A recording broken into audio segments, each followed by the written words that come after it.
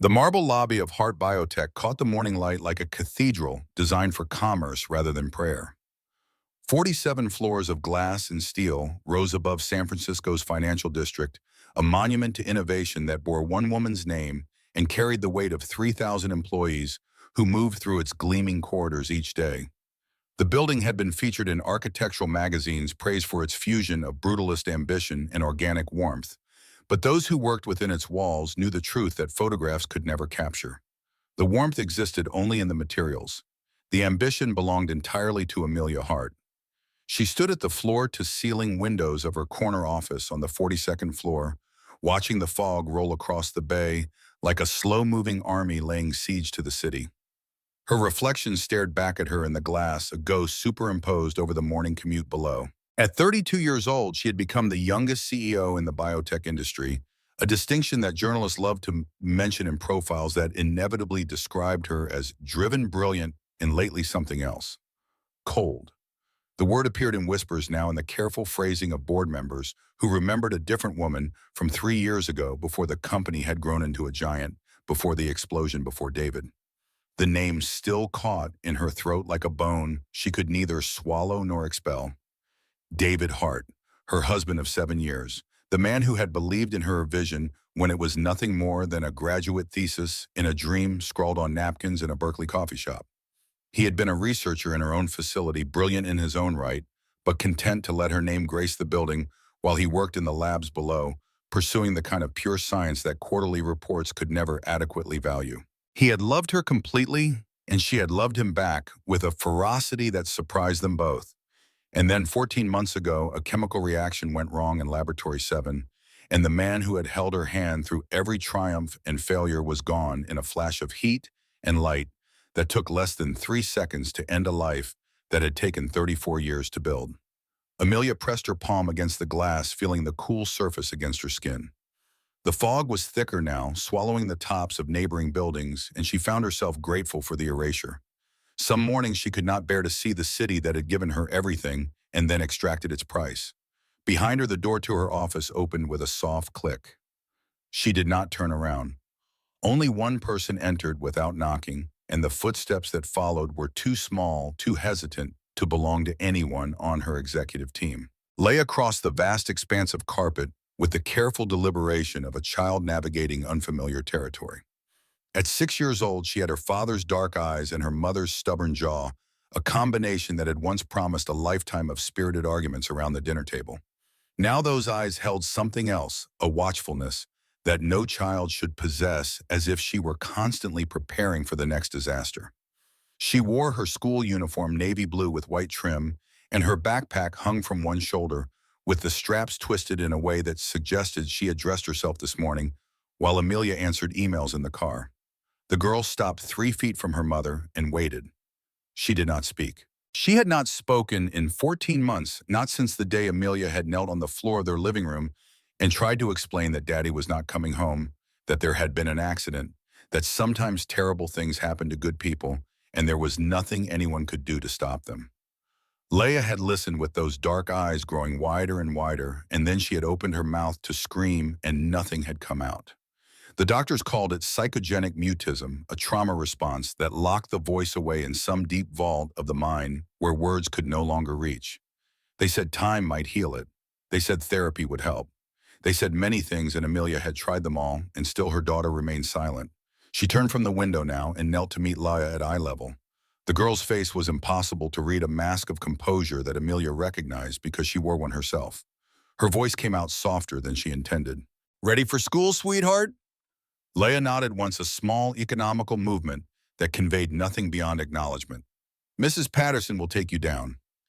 I have meetings until 3, but I'll pick you up myself today. We can get ice cream on the way home." Another nod. Leia reached into her backpack and produced a piece of paper folded into careful quarters. She held it out to her mother with an expression that might have been hope or might have been resignation. Amelia unfolded the paper and found a drawing rendered in colored pencil. 2 figures stood in a field of green grass beneath a yellow sun, their stick-figure bodies connected by arms that stretched impossibly long to bridge the distance between them. One figure had brown hair drawn in careful curls. The other had straight, black hair that fell past its shoulders. Above them, in letters that wobbled but remained legible, Leia had written a single word: together. Something cracked in Amelia's chest, a fault line running through the carefully constructed fortress she had built around her heart. She pulled her daughter close and held her with a fierceness that surprised them both, breathing in the scent of strawberry shampoo and the particular warmth that belonged only to this child, this impossible gift that David had left behind. Together, Amelia whispered into Leia's hair. Always together. The girl's arms wrapped around her mother's neck, holding on with a desperation that belied her small frame. They stayed that way for 30 seconds, maybe 40, until the demands of the morning reasserted themselves and Amelia gently loosened her grip. I love you, she said, looking directly into those dark eyes. I need you to know that. Even when I'm busy, even when I'm not there, I love you more than anything in this world. Leia's lips moved, forming shapes that produced no sound. Her face contorted with the effort of trying to push words through whatever barrier held them captive. Then the struggle passed, replaced by something that looked terribly like acceptance, and she stepped back from her mother's embrace. Mrs. Patterson appeared in the doorway, a capable woman in her 50s who had served as Amelia's executive assistant for 8 years and had, in the past 14 months, taken on the additional role of shepherding Leia through the gaps in her mother's schedule. She wore concern like a second skin these days, though she was careful never to let it show when Amelia was watching. Her voice carried the practiced cheerfulness of someone who had learned to paper over awkward moments. The car is ready downstairs, Mrs. Hart, and Mr. Chen called to confirm the 10 o'clock with the FDA representatives. Amelia straightened the mask, sliding back into place with an ease born of practice. Tell him I'll be there in 15 minutes. And Patricia, she paused, watching her daughter walk toward the door, with shoulders that seemed too narrow to carry such heavy silence. Make sure the security detail stays close today. I don't want her out of sight for even a moment. Mrs. Patterson's expression flickered with something that might have been concern or might have been pity. Of course, Mrs. Hart, the same protocols as always. The same protocols. 6 months ago, Amelia had tripled the security around her daughter after a tabloid photographer had managed to snap pictures of Leia leaving her therapist's office. The photographs had appeared online within hours, accompanied by headlines that speculated about the mental state of the Hart heiress and questioned whether Amelia was fit to run a company when she could not even protect her own child from public scrutiny. She had responded by hiring a former Secret Service agent to oversee Leia's protection detail and installing monitoring systems throughout their home that would have impressed a small government. The board had expressed concern about the expense. She had reminded them, in terms that left no room for interpretation, that her family's security was not a line item subject to their approval. Leia paused at the door and looked back at her mother. Her hand rose in a small wave, a gesture so ordinary and yet so profound that Amelia felt her throat tighten. She waved back, maintaining her composure, until the door closed and she was alone with the fog and the silence and the weight of everything she could not say. The morning proceeded as mornings did, a relentless procession of meetings and decisions and problems that demanded her attention. The FDA representatives wanted clarification on the clinical trial protocols for their newest drug candidate, a treatment for a rare neurological condition that had shown promising results in early testing. The legal team needed her signature on settlement documents related to a patent dispute that had dragged on for 2 years. The head of R&D reported a breakthrough in the gene therapy division that could potentially add $3 billion to their market valuation pending regulatory approval. Each conversation required a different version of Amelia Hart, the visionary, the negotiator, the strategist, the commander, and she moved between them with the practiced fluidity of an actor who had performed the same roles so many times that the lines had become indistinguishable from her actual thoughts. But beneath the performance, in the quiet spaces between words, her mind kept returning to the drawing in her pocket. Together. Such a simple word, and yet it contained everything her daughter could not say aloud. The longing, the fear, the desperate hope that the world might somehow reassemble itself into something recognizable. Amelia understood that hope better than anyone. She carried it herself, a small flame that flickered in the darkness of her grief and refused to be extinguished no matter how many times the wind of reality tried to snuff it out. She had built walls around that flame, protecting it from the cold, but the walls had grown so high and so thick that sometimes she wondered if she had accidentally imprisoned herself along with her hope. The lunch hour came and went without food. She had stopped eating regular meals months ago, sustaining herself instead on coffee and protein bars consumed between appointments. Her assistant had started leaving sandwiches on her desk, which Amelia appreciated in theory, but rarely touched in practice. The body was a machine that required maintenance, nothing more. She would attend to it when she had time. At 2:30, her phone buzzed with a message from the security team. Miss Laya has arrived at the building, proceeding to the executive childcare suite. The executive childcare suite was Amelia's compromise with her board and her conscience. Unable to bear the thought of her daughter spending afternoons in the impersonal environment of an after-school program, she had converted a corner office on the 41st floor into a space designed specifically for Laya. It contained toys and books and art supplies, a small television loaded with educational programming, and comfortable furniture where the girl could rest or play while her mother finished the day's work one floor above. A trained caregiver remained with her at all times, supplemented by the security detail that shadowed her movements throughout the building. It was not ideal. Nothing about their lives was ideal anymore. But it allowed Amelia to know that her daughter was close, that she could reach her in seconds if necessary, that the elevator between their floors represented a barrier she could cross at will. Control. That was what she needed more than anything. The illusion that she could keep the people she loved safe through sheer force of will and careful planning. She finished her last meeting of the day at 3:15 and gathered the documents she needed to review that evening. The stack was substantial, 3 inches of reports and proposals and financial projections that would consume the hours after Leia went to sleep. She placed them in her briefcase with the mechanical precision of long habit and made her way to the elevator. The lobby was its usual afternoon bustle when she stepped out on the ground floor. Employees moved in streams toward the exits, their conversations creating a pleasant hum that filled the vast space. Security personnel maintained their positions at strategic points, their presence unobtrusive but unmistakable. The marble floors gleamed beneath the recessed lighting, polished each night by the cleaning staff, who worked in the hours when the building belonged to shadows and silence. Amelia spotted Laya immediately. The girl stood near the center of the lobby, her small body frozen in place while dozens of people flowed around her like water parting for a stone. Her face had gone pale, her dark eyes wide with something that looked terribly like terror. Tears streamed down her cheeks in silent rivulets, but no sound accompanied them. She was crying without voice, suffering without expression, a child locked in private anguish, while the world rushed past without noticing. Amelia's heart seized in her chest. She began moving toward her daughter, her heels clicking against the marble with increasing urgency. But before she could reach Laya, she saw something that made her blood freeze. A man was approaching her daughter. He wore the gray uniform of the janitorial staff, a mop still gripped in one hand, and he was walking toward Laya with deliberate steps. His other hand rose, not reaching for the girl, but moving in the air, forming shapes that Amelia did not recognize. Everything that followed happened in fragments of time that her mind would replay for days afterward. The man drawing closer, his hands continuing their strange movements. Leia's face changing, the terror shifting into something else, something that looked almost like recognition.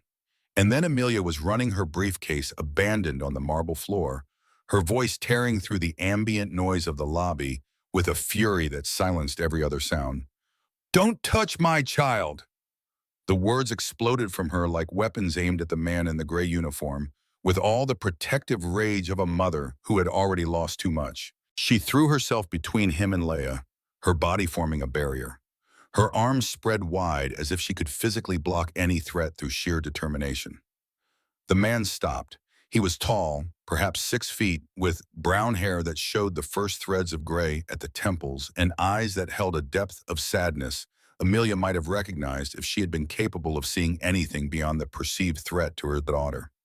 His hands remained in the air, still forming those strange shapes, still moving in patterns that seemed to carry meaning she could not decipher. Behind her, something impossible happened. Laya's hands rose. Her small fingers began to move, mimicking the shapes the man was making, responding in a language that required no voice. Her face had lost its terror. She was looking past her mother at the man in the gray uniform, and she was communicating with him in a way that Amelia had never seen. The lobby fell silent. Every person within sight had stopped moving, their attention captured by the scene unfolding before them. The CEO of Heart Biotech, her face flushed with rage, standing between a janitor and a child whose hands danced in the air with sudden desperate purpose. Leia's signs were clumsy, but recognizable to anyone who knew the language. Her mother did not know it. She had never thought to learn it. There had been speech therapists and psychologists and doctors of every specialty, but no one had suggested that her daughter might find a voice in the movement of her hands rather than the working of her throat. The man signed something back. His movements were fluid, practiced the work of someone who had spent years perfecting this form of communication. And then Laya's face transformed entirely, the fear, washing away like rain, clearing dust from a window, and she signed three words that the man clearly understood. He nodded slowly, his expression softening, with something that looked like compassion, and then he turned his attention to Amelia.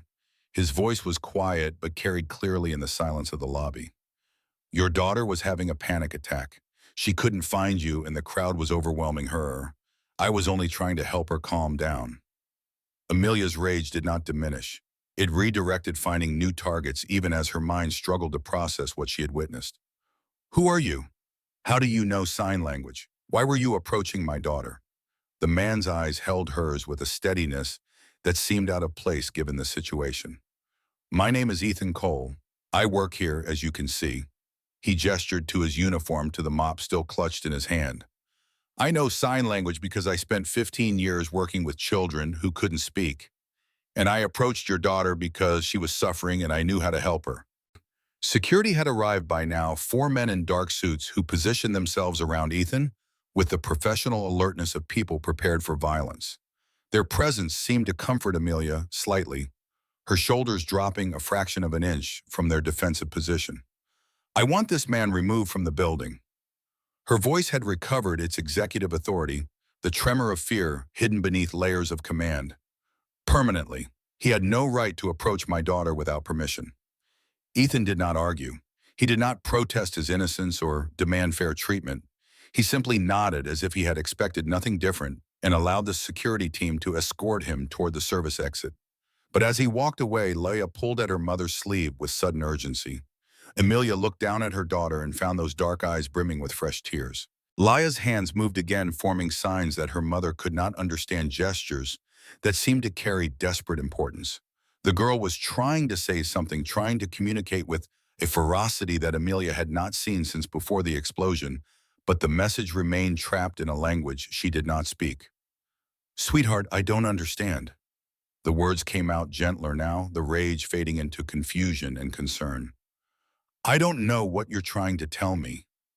Leia's face crumpled with frustration.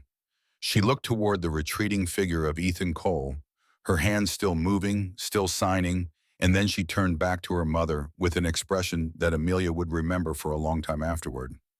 It was not anger, it was not disappointment. It was something worse. It was resignation. The quiet acceptance of a child who had tried to bridge a gap and found the distance too great to cross. Amelia gathered her daughter into her arms and held her tightly, stroking her hair and murmuring reassurances that felt hollow even as she spoke them.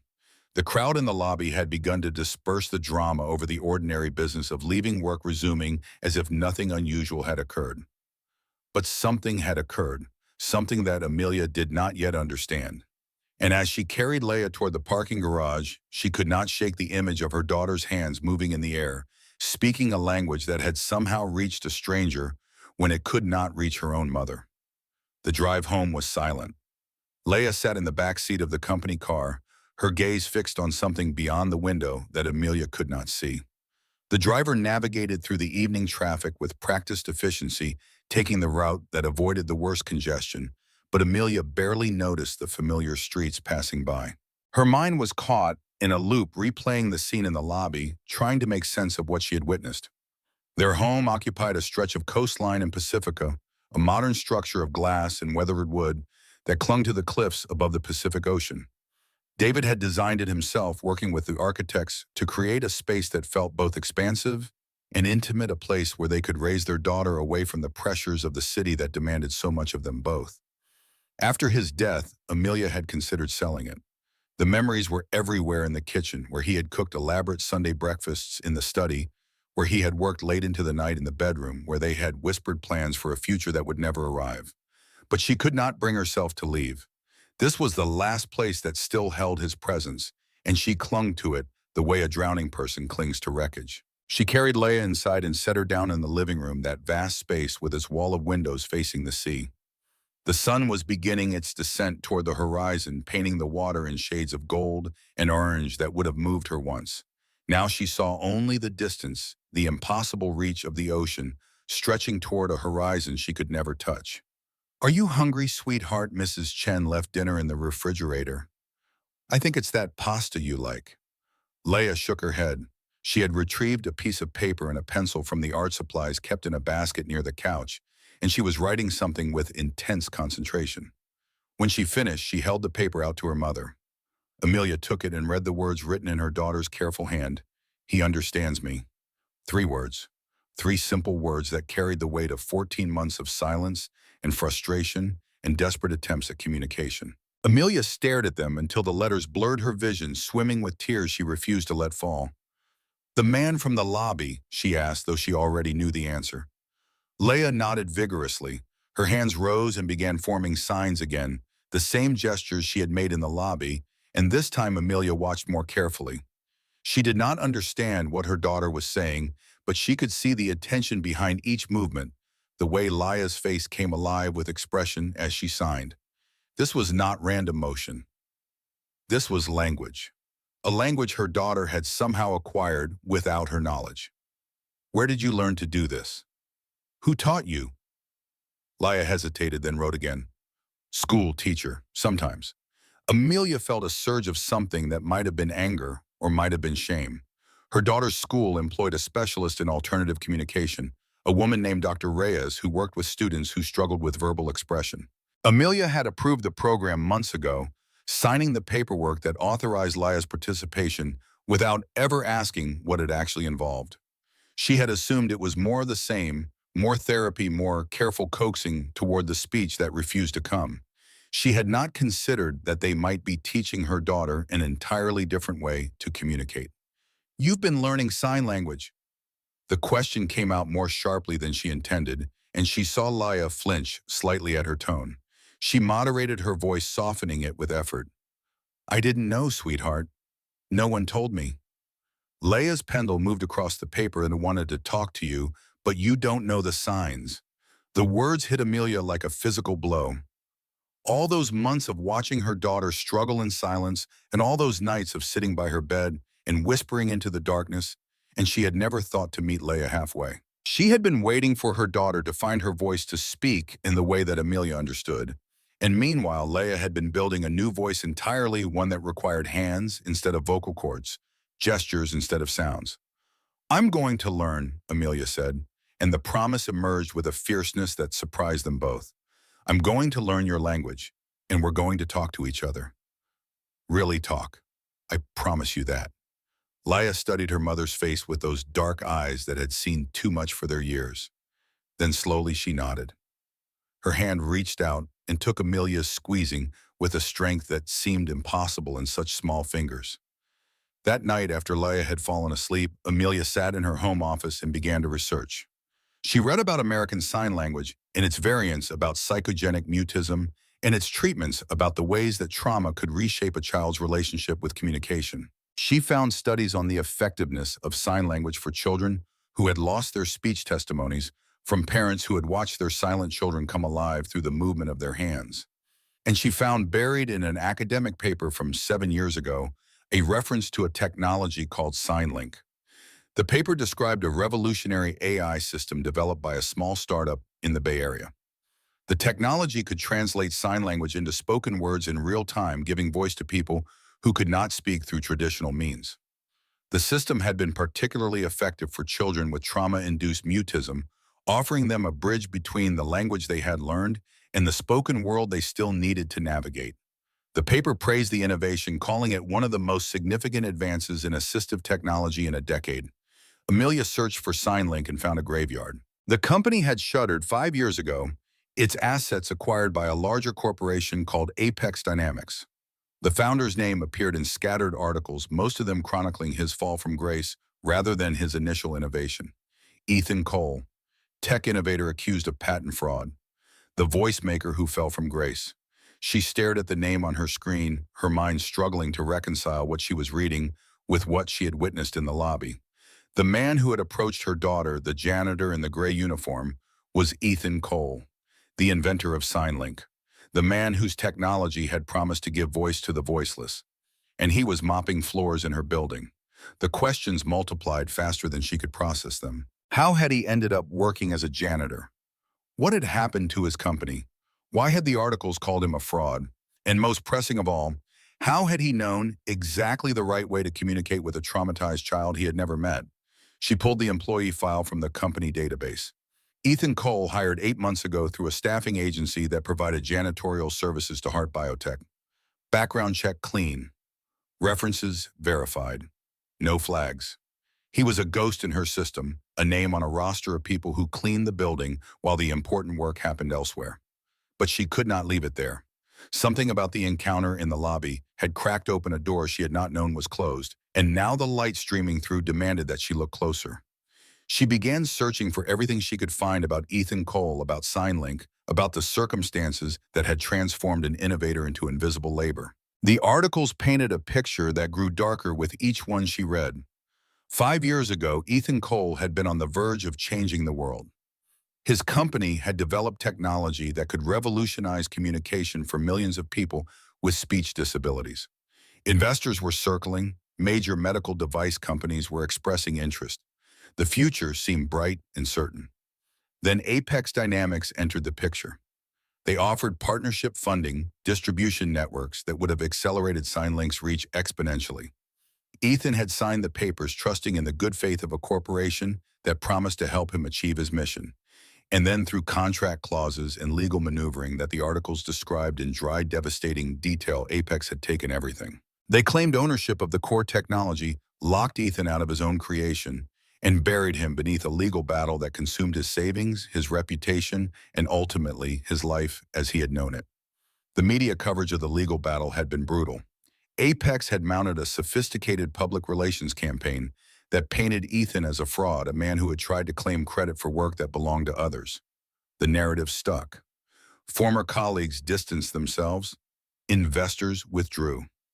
By the time the courts finally ruled in Apex's favor, Ethan Cole had become synonymous with failure and deception. Amelia found one more article buried deep in a local newspaper archive. The headline made her breath catch in her throat. Wife of disgraced tech founder takes own life. Grace Cole had been a teacher for deaf children, a woman who had believed in her husband's vision and supported him through the development of SignLink. The article described her as beloved by her students, devoted to her family, struggling with the public humiliation that had accompanied her husband's downfall. She had left behind a husband and an 8-year-old son. No note, no explanation, just an empty space where a person had been. Amelia closed her laptop and sat in the darkness of her office, listening to the distant sound of waves breaking against the cliffs below. She thought about Ethan Cole, about the weight he must carry, about the way he had looked at Leia with understanding rather than pity. He had lost everything, his company, his reputation, his wife, and he had found his way to a janitorial uniform in a building owned by a company that was using technology derived from his stolen creation. She had told security to have him removed permanently. She had seen a threat where there had been only kindness. And now, sitting in the dark with the ghost of her husband everywhere around her, she wondered what kind of person she had become. Sleep did not come easily that night. She lay in the bed that still felt too large, without David staring at the ceiling and trying to organize her thoughts into something that made sense. The encounter in the lobby had disrupted the careful order of her world, introducing variables she had not anticipated and emotions she did not know how to process. She was accustomed to problems with clear solutions, challenges that yielded to strategy and effort. This was different. This was human, and humans did not follow predictable patterns. The morning arrived gray and overcast, the sun hidden behind a marine layer that pressed down on the coast like a weight. Amelia moved through her routine with mechanical precision, showering and dressing and reviewing her schedule, while Leia ate breakfast in the kitchen under the watchful eye of the housekeeper. The normalcy felt fragile, a thin veneer over depths she did not want to examine. At the office, she called up the security footage from the previous day. The system was state-of-the-art, capturing high-definition video from multiple angles throughout the building. She found the recordings from the lobby and began to watch. The footage showed what she remembered: the crowd, Leia frozen in place, the tears streaming silently down her face. And then Ethan entered the frame. She watched him approach her daughter, his body language careful and non-threatening, his hands moving in those deliberate signs. She watched Leia respond, the terror melting from her face, her own hands rising to answer. And she watched herself charge into the frame, fury incarnate, throwing herself between them without understanding what she was interrupting. She rewound and watched again and again. Each time she noticed something new. The way Ethan had kept his distance, never actually touching Leia. The patience in his movements, giving her time to process and respond. The moment when Leia had smiled, actually smiled for the first time in months. Amelia had been too consumed with fear to see it in the moment, but the camera had captured it clearly. Her daughter smiling at a stranger who had reached her when no one else could. She pulled up more footage, searching the archives for other appearances of Ethan Cole. She found him in hallways and stairwells, pushing his cleaning cart, mopping floors, emptying trash cans. Invisible labor, the kind that happened in the background, while more important people did more important things. But in each clip, she noticed something else.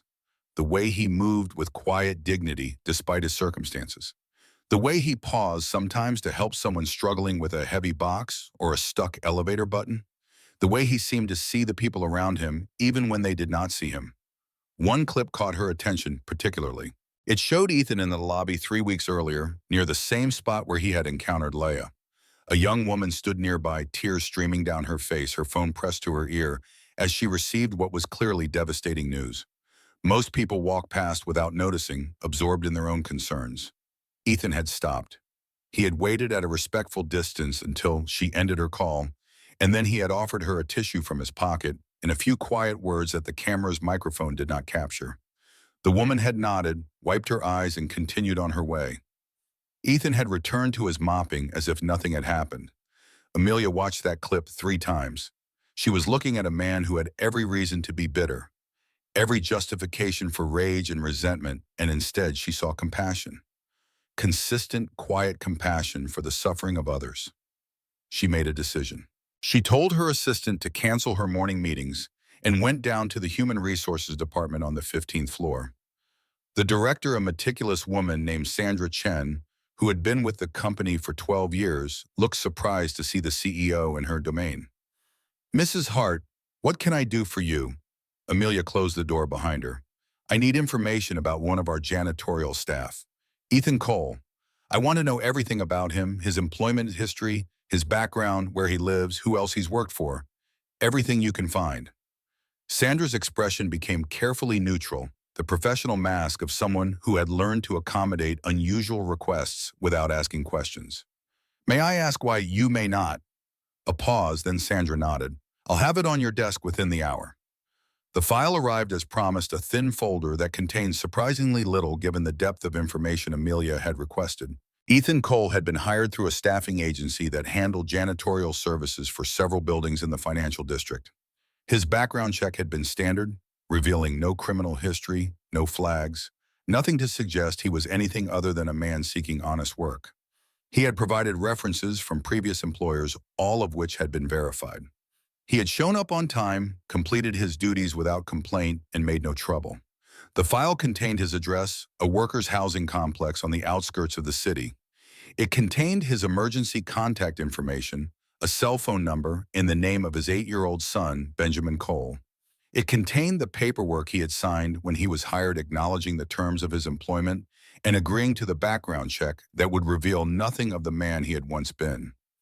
Amelia stared at the file for a long time. She thought about what the internet had told her about the man who had invented revolutionary technology and lost it all.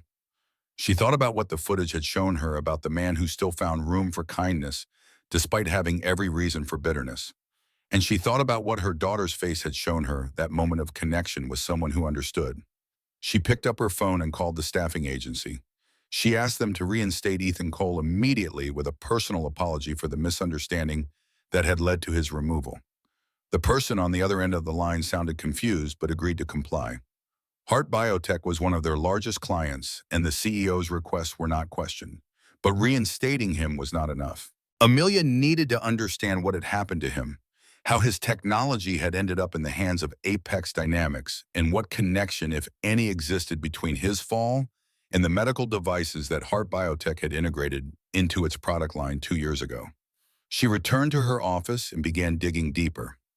The acquisition records were extensive, documented in the meticulous fashion that corporate law required.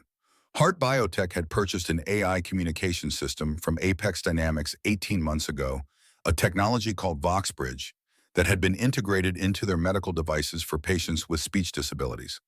The system had tested exceptionally well, outperforming competitors in accuracy and ease of use. It had been a significant investment, but the returns had more than justified the cost. She pulled up the technical specifications for VoxBridge and compared them to the descriptions she had found of SignLink in academic papers. The similarities were unmistakable. The core algorithm, the approach to gesture recognition, the neural network architecture, all of it matched what Ethan Cole had developed 5 years ago under a different name. Apex had not created new technology. They had repackaged stolen work and sold it to the highest bidder. And Heart Biotech had been that bidder.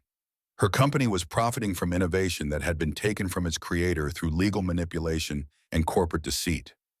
Amelia sat back in her chair and felt the ground shift beneath her. She had built this company on the promise of ethical innovation of medical technology that would help people rather than exploit them. She had stood on stages and given speeches about corporate responsibility and the moral obligations of those who possess the power to shape industries. And all the while buried in her supply chain, hidden beneath layers of contracts and acquisitions, there was a theft. She needed to know more. She needed to understand exactly how Apex had acquired SignLink and what legal grounds they had claimed for the acquisition. She pulled up the contract files, the documents that detailed the transfer of intellectual property from SignLink Technologies to Apex Dynamics. The original acquisition agreement was thorough, the kind of document that only lawyers could love, filled with clauses and subclauses and references to exhibits that ran to hundreds of pages. Amelia was not a lawyer, but she had enough experience with corporate contracts to navigate the essential terms. Apex had acquired SignLink through what appeared to be a legitimate purchase, paying a sum that the documents claimed represented fair market value for the technology. But as she read deeper, she found discrepancies. The valuation seemed low given what she knew about SignLink's potential. The terms included non-compete clauses that would have prevented Ethan from ever working in his field again. And most troubling of all, the signature at the bottom of the final transfer document was dated 3 days after Grace Cole's death. Amelia knew what grief looked like. She knew how it hollowed a person out, how it made the simplest decisions feel impossible. The idea that Ethan would have signed away his life's work 3 days after losing his wife seemed implausible at best and suspicious at worst.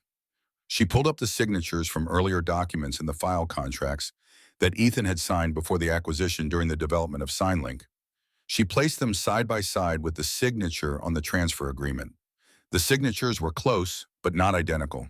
The earlier ones flowed with confident strokes, the mark of someone comfortable with their own name. The transfer signature was tighter, more hesitant, with slight variations in the letter formations that suggested either extreme stress or forgery. Amelia was not a handwriting expert. She could not say with certainty that the signature was false, but she could see enough to know that something was wrong, that the story told by these documents did not match the story she was piecing together from other sources. She needed help. She needed someone who understood corporate acquisitions and the ways that legal systems could be manipulated to serve powerful interest. She needed to know whether what she suspected was true, and if it was, what could be done about it. She reached for her phone and then stopped. The implications of what she was considering were enormous. If Apex had forged documents to steal Ethan's technology, and if Heart Biotech had unknowingly purchased that stolen technology, then her company was complicit in the destruction of a man's life. The legal exposure alone could be catastrophic. The reputational damage might be worse. But there was another consideration, one that had nothing to do with business and everything to do with the image she could not escape. Her daughter's face in the lobby, smiling at a man who understood her. The drawing on her nightstand with that single word, Together, Ethan Cole had given her daughter something that all the therapists and doctors and carefully designed interventions had failed to provide. He had reached across the barrier of silence and found a way to connect. And now Amelia knew that her company was built in part on the wreckage of his life. She could not pretend that the documents in front of her did not exist, that the questions they raised did not demand answers, whatever the cost she had to find the truth. The sun was setting over the bay, painting the sky in shades of red and orange that reminded her of fire. She thought about the explosion that had taken David, about the way that single moment had reshattered everything she understood about safety and control. She had spent 14 months trying to rebuild, to create order out of chaos, to protect what remained of her family. And now she was standing at the edge of another explosion, one of truth and consequences, that could blow apart the careful structures she had constructed. She picked up her phone and called her personal attorney, a woman named Rachel Winters, who had handled her affairs for years and who possessed both discretion and courage in equal measure. Her voice was steady despite the turmoil inside. "Rachel, I need you to look at something. It's sensitive and it needs to stay between us. Can you come to my house tonight?" Rachel agreed without asking questions, which was one of the many reasons Amelia trusted her. The drive home felt longer than usual, the city lights blurring past in a procession of colors that seemed to belong to another world. Amelia picked up Laya from the childcare suite and held her hand in the elevator, feeling the small fingers curl around hers, with a trust that she hoped she deserved. At home, she made dinner for them both, something she rarely did anymore. Leia watched her mother move around the kitchen with an expression of cautious hope, as if she were witnessing something she wanted to believe in, but feared might disappear. They ate together at the big table that David had built from reclaimed wood, the one that had hosted dinner parties and holiday gatherings and quiet family meals. And for the first time in months, the silence between them felt companionable rather than oppressive. After dinner, Amelia sat with Leia on the couch and pulled up a sign language tutorial on her tablet. "Teach me," she said, the words coming out softer than she expected. "Teach me how to talk to you." Leia's face transformed. The wariness melted away, replaced by something that looked like jade, pure and unguarded, and more beautiful than anything Amelia had seen in a very long time. The girl took her mother's hands and began to shape them, guiding her fingers into the positions that formed words. They worked through the basics together. "Hello," "Goodbye," "I love you," "Thank you." Each sign was a small victory, a bridge built one gesture at a time across the chasm that had separated them. Leia was patient, correcting her mother's mistakes with gentle touches rather than frustration, and Amelia found herself laughing at her own clumsiness, a sound that seemed foreign in the house that had known so much grief. When Rachel arrived at 9 o'clock, Leia was already asleep, tired out by the emotional intensity of their evening together. Amelia led her attorney into the home office and closed the door. She showed Rachel the documents she had gathered, the contracts, the signatures, the evidence of what might be fraud. She explained what she knew about Ethan Cole and SignLink, about Apex Dynamics, and their tactics, about the technology that Heart Biotech had unknowingly built into its products. Rachel listened without interrupting, her legal mind clearly working through the implications of each piece of information. When Amelia finished, she sat in silence for a long moment. Her voice was measured when she finally spoke. "If what you're suggesting is true, if Apex forged documents to steal intellectual property and then sold that stolen property to your company, the legal ramifications are significant. For them, and potentially for Heart Biotech." Amelia nodded. "I know." Rachel continued, her tone becoming more pointed. "You need to understand what you're risking by pursuing this. If the story becomes public, even if Heart Biotech is ultimately found to be an innocent purchaser, the damage to your reputation and your stock price could be severe. The board will not thank you for opening this door." "I know," Amelia repeated. Rachel studied her for a long moment. "Why are you doing this? You could let it go. The acquisition was legal as far as anyone knows. You're not obligated to investigate further." Amelia thought about how to answer. She thought about Ethan in his gray uniform reaching out to a frightened child with nothing but kindness in his hands. She thought about her daughter's face lighting up at the prospect of teaching her mother a new language. She thought about the weight she carried, the guilt she could not escape, the way grief had transformed her into someone she barely recognized. "Because I've spent 14 months trying to protect my daughter from a world that already took her father." The words came slowly, each one carrying weight. And all that protection didn't reach her. It didn't help her. A janitor in my lobby did more for her in 30 seconds than I've managed in over a year. She paused, gathering herself. If my company is built on the ruins of that man's life, I need to know. And if there's something I can do to make it right, I need to try. Rachel nodded slowly. Then we need to do this carefully. I'll have a forensic document examiner look at the signatures. I'll pull the full acquisition history and look for irregularities. But Amelia, she leaned forward, her expression serious. You should be prepared for what we might find, and for what it might cost to act on it. Amelia met her gaze. I've already lost more than I thought I could survive. Whatever this costs, I can pay it. The investigation began quietly, conducted through back channels and trusted professionals who understood the value of discretion. The forensic document examiner confirmed what Amelia had suspected. The signature on the transfer agreement showed significant variations from Ethan's authenticated signatures, consistent with either extreme psychological distress or deliberate forgery. The legal team uncovered additional irregularities in the acquisition process timeline, discrepancies in missing documentation that suggested the deal had been rushed through while Ethan was in no condition to understand or contest what was happening. While the investigation proceeded, Amelia made a different kind of decision. She sent word through the staffing agency that Ethan Cole should report to her office at the end of his shift on Friday. No explanation was given. The message was simply delivered, a summons that he had no power to refuse if he wanted to keep his job. The days between the summons and the meeting passed slowly. Amelia found herself watching for Ethan in the hallways, catching glimpses of him pushing his cart or wiping down surfaces, always working, always invisible to the people around him. She wondered what he thought about during those long hours of labor, whether he still dreamed of the technology he had created, whether he still believed in the mission that had once driven him. Friday arrived with a clarity of weather that seemed almost ironic, the fog lifting to reveal a sky of brilliant blue that stretched from horizon to horizon. Amelia finished her last meeting of the day and sat alone in her office, waiting for the knock that would signal Ethan's arrival. It came at 6:15, the quiet tap that seemed almost hesitant. She called for him to enter.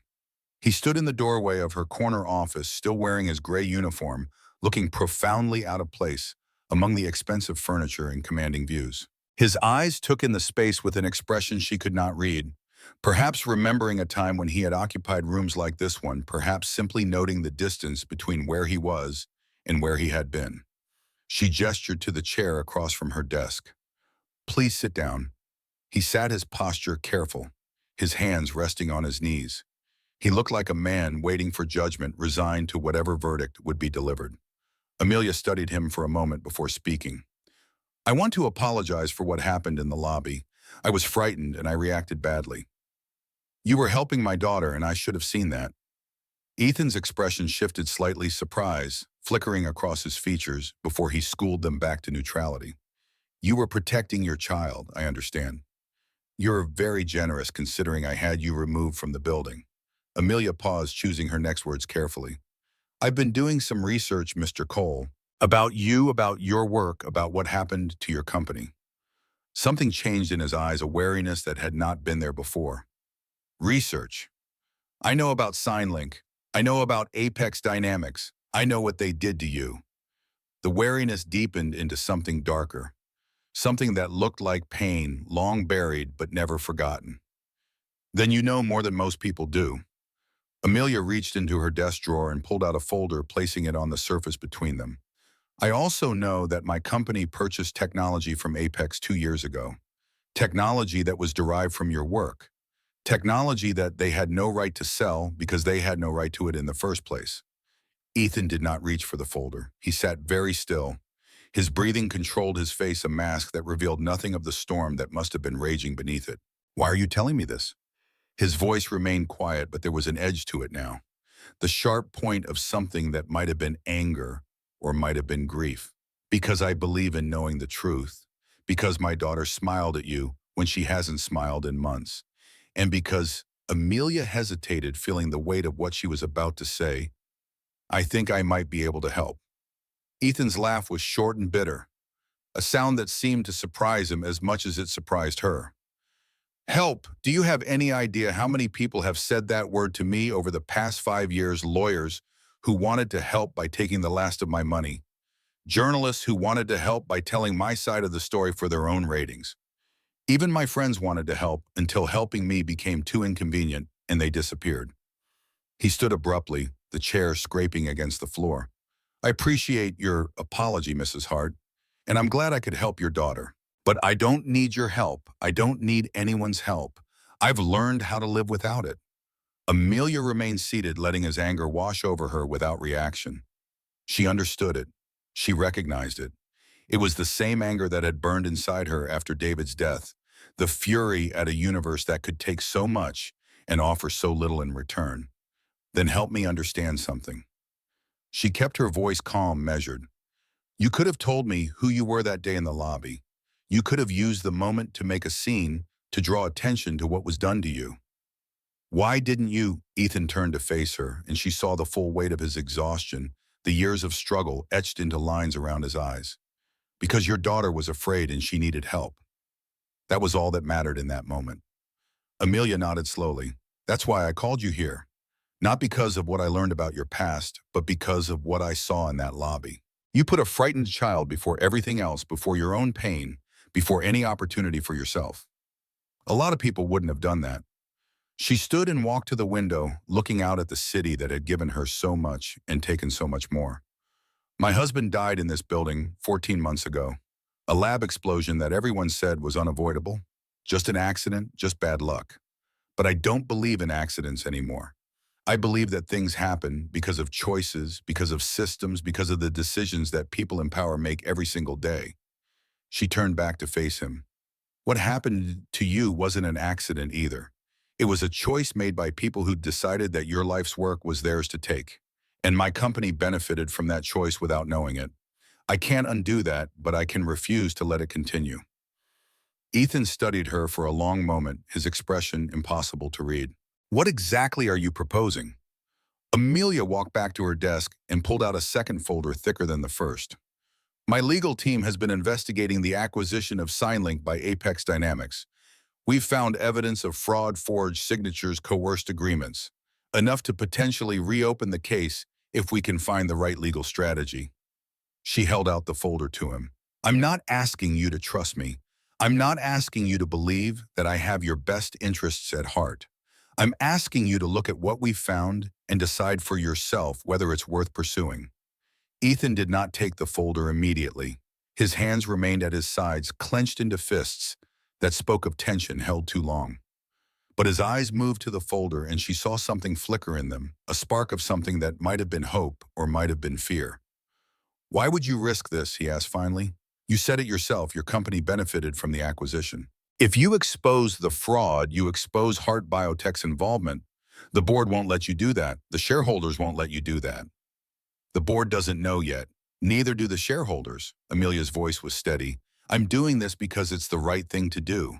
And because my daughter taught me something important with a piece of paper and a single word. Ethan's brow furrowed. What word? Together. Amelia felt the crack in her chest widen the wall she had built beginning to crumble. She drew a picture of us, holding hands, reaching for each other across a distance. That's what she needs more than anything right now, connection. Someone who understands her silence and respects it. You gave her that in 30 seconds.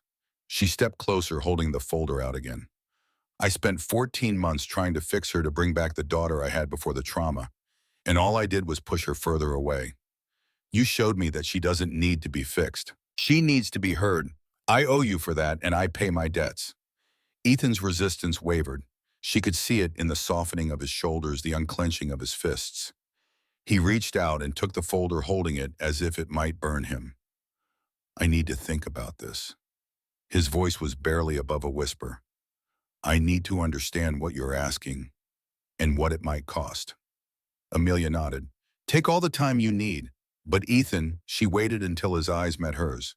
You've been invisible for 5 years. You've watched other people profit from your work while you clean their floors. You've carried the weight of what they did to you without complaint, without bitterness, that anyone could see. But I see you now, and I won't look away. The words hung in the air between them, heavy with implications that neither of them could fully grasp. Ethan clutched the folder to his chest like a lifeline, and for a moment Amelia thought she saw moisture gathering in his eyes before he blinked it away. He left without saying goodbye, walking out of her office with the folder pressed against him and his head bowed. Amelia watched him go, feeling the strange mixture of hope and terror that accompanies every leap into unknown territory. She had started something that could not be stopped. The truth was out, at least between them, and truth had a way of growing, of spreading, of demanding to be heard. Whatever came next, she knew that nothing would be the same. The weeks that followed were a delicate dance of investigation and discretion. Amelia's legal team continued to build their case, gathering evidence and expert testimony that supported the theory of fraud. Rachel Winters proved invaluable, her connections in the legal world opening doors that would have remained closed to less experienced hands. The picture that emerged was damning. Apex Dynamics had systematically targeted SignLink during its most vulnerable moment. They had waited until Ethan was drowning in grief, until his wife's death had shattered his ability to function, and then they had moved with the precision of predators sensing weakness. The contracts they had presented were designed to confuse their language, deliberately opaque their terms, buried beneath layers of legal jargon that would have required a clear mind to parse. Ethan had signed without fully understanding, trusting in the good faith of people who had none. The forged signature on the final transfer document was the capstone of their deception. When the forensic examiner presented his findings, even Rachel, who had seen her share of corporate malfeasance, seemed shaken by the audacity of it. They waited until he was destroyed, Rachel said during one of their evening meetings at Amelia's home. They knew he wouldn't fight back. They knew no one would believe him if he tried. Amelia nodded grimly. And they were right. He didn't fight back. He gave up. Can you blame him? Rachel's voice held an unusual note of sympathy. His wife was dead, his company was gone, his reputation was ruined. Fighting would have meant reliving all of it publicly with no guarantee of winning. Sometimes the kindest thing you can do for yourself is stop. Amelia thought about that for a long time after Rachel left. She thought about the choices people made when they were broken, the survival instincts that kicked in when everything else failed. Ethan had chosen to disappear, to become invisible, to protect what remained of himself and his son from further damage. It was not cowardice. It was something closer to wisdom, the recognition that some battles cannot be won, and the decision to preserve what can be saved. But circumstances had changed. Amelia had resources that Ethan had never possessed, connections and capital, and a platform that could amplify any message she chose to send. If she took up this cause, she could fight the battle he had been unable to fight. She could restore what had been stolen, or at least try. The question was whether he would let her. Ethan had not contacted her since their meeting in her office. The folder she had given him contained everything her team had found, along with her personal cell phone number and an open invitation to reach out whenever he was ready. Days passed with no word. Then weeks. Amelia began to wonder if she had misjudged the situation, if Ethan had decided that the risks outweighed any potential benefit. Then on a Tuesday evening, 3 weeks after their meeting, her phone rang. His voice was tired but clear. I read everything in the folder. Twice. Amelia sat down slowly, her heart beating faster than she expected. And then, a long pause. I always knew what they did to me. I just never thought I could prove it. You can now. We can. Another pause, longer this time. Why should I trust you? You're a CEO. You run a company that profited from my work. What's in this for you? It was a fair question, the question she had been asking herself for weeks. Honestly, I'm not entirely sure. I know it's the right thing to do, but that's not the whole answer. She took a breath, searching for words that would capture the truth. My daughter looked at you like you were the first person who understood her in over a year. She's 6 years old and she carries a weight that no child should have to carry. When I saw the way you helped her and realized that I'd been so focused on protecting her from the world that I forgot to help her live in it. Her voice dropped lower. You gave her something I couldn't give her. And when I found out that my company was built in part on your stolen work, it felt like the universe was telling me something. Like there was a debt I needed to pay, even if I hadn't known I owed it. Ethan was silent for a long moment. When he spoke again, his voice had lost some of its wariness. My son is 8 years old. His name is Ben. He's the only reason I get up every morning. When his mother died, he lost everything, his home, his school, his friends. We moved 3 times in 2 years because I couldn't hold down at one because the lawsuits drained every penny because no one would hire a man who had been labeled a fraud. He paused, and Amelia could hear the weight of years in his breathing. Ben learned sign language from his mother. She taught it to him when he was barely old enough to form the gestures. He still practices every day even though she's gone. I think it's his way of staying connected to her. Amelia's throat tightened. That's why you knew how to reach Laya.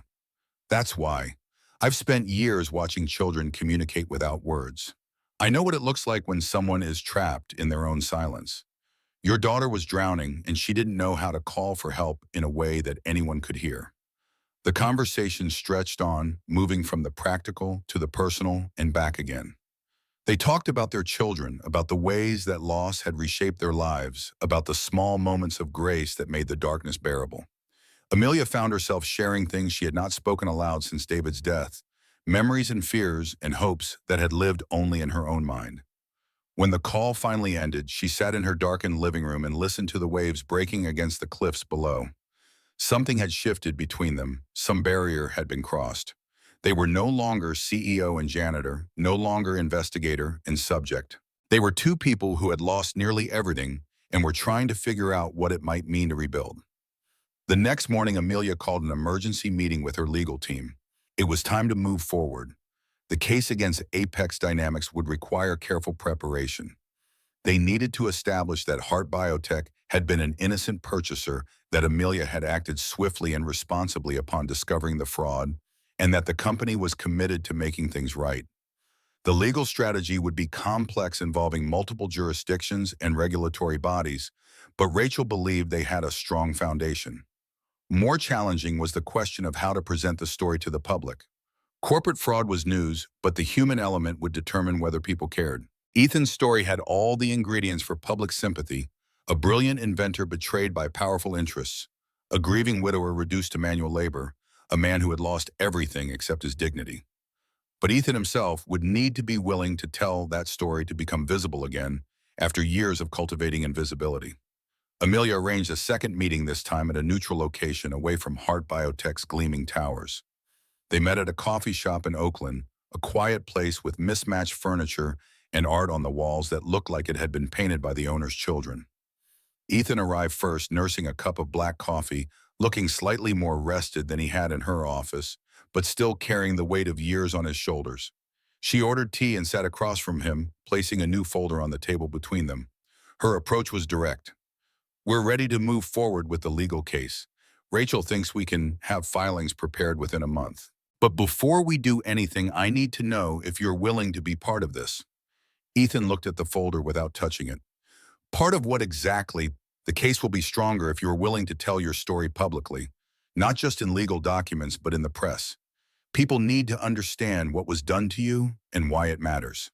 She saw the resistance in his eyes before he spoke. I spent 5 years trying to disappear. I watched my name dragged through the mud by people who knew they were lying. The thought of going through that again, of putting Ben through it again, is not something I can agree to lightly. I understand. Amelia kept her voice calm. And I'm not asking you to make a decision right now, but I want you to consider something. She leaned forward slightly. Right now, the story that exists is the one Apex created. You're the fraud, the failed inventor who tried to steal his own work. That story has followed you for 5 years. It's why you can't get a job in your field. It's why people who don't know you assume the worst about you. Her voice softened. If you stay silent, that story wins. But if you speak up, if you let people see who you really are and what was really done to you, we have a chance to replace that story with the truth. Ethan's hands wrapped around his coffee cup, his knuckles whitening with the force of his grip. You make it sound simple. It's not simple. No, Amelia agreed, it's not.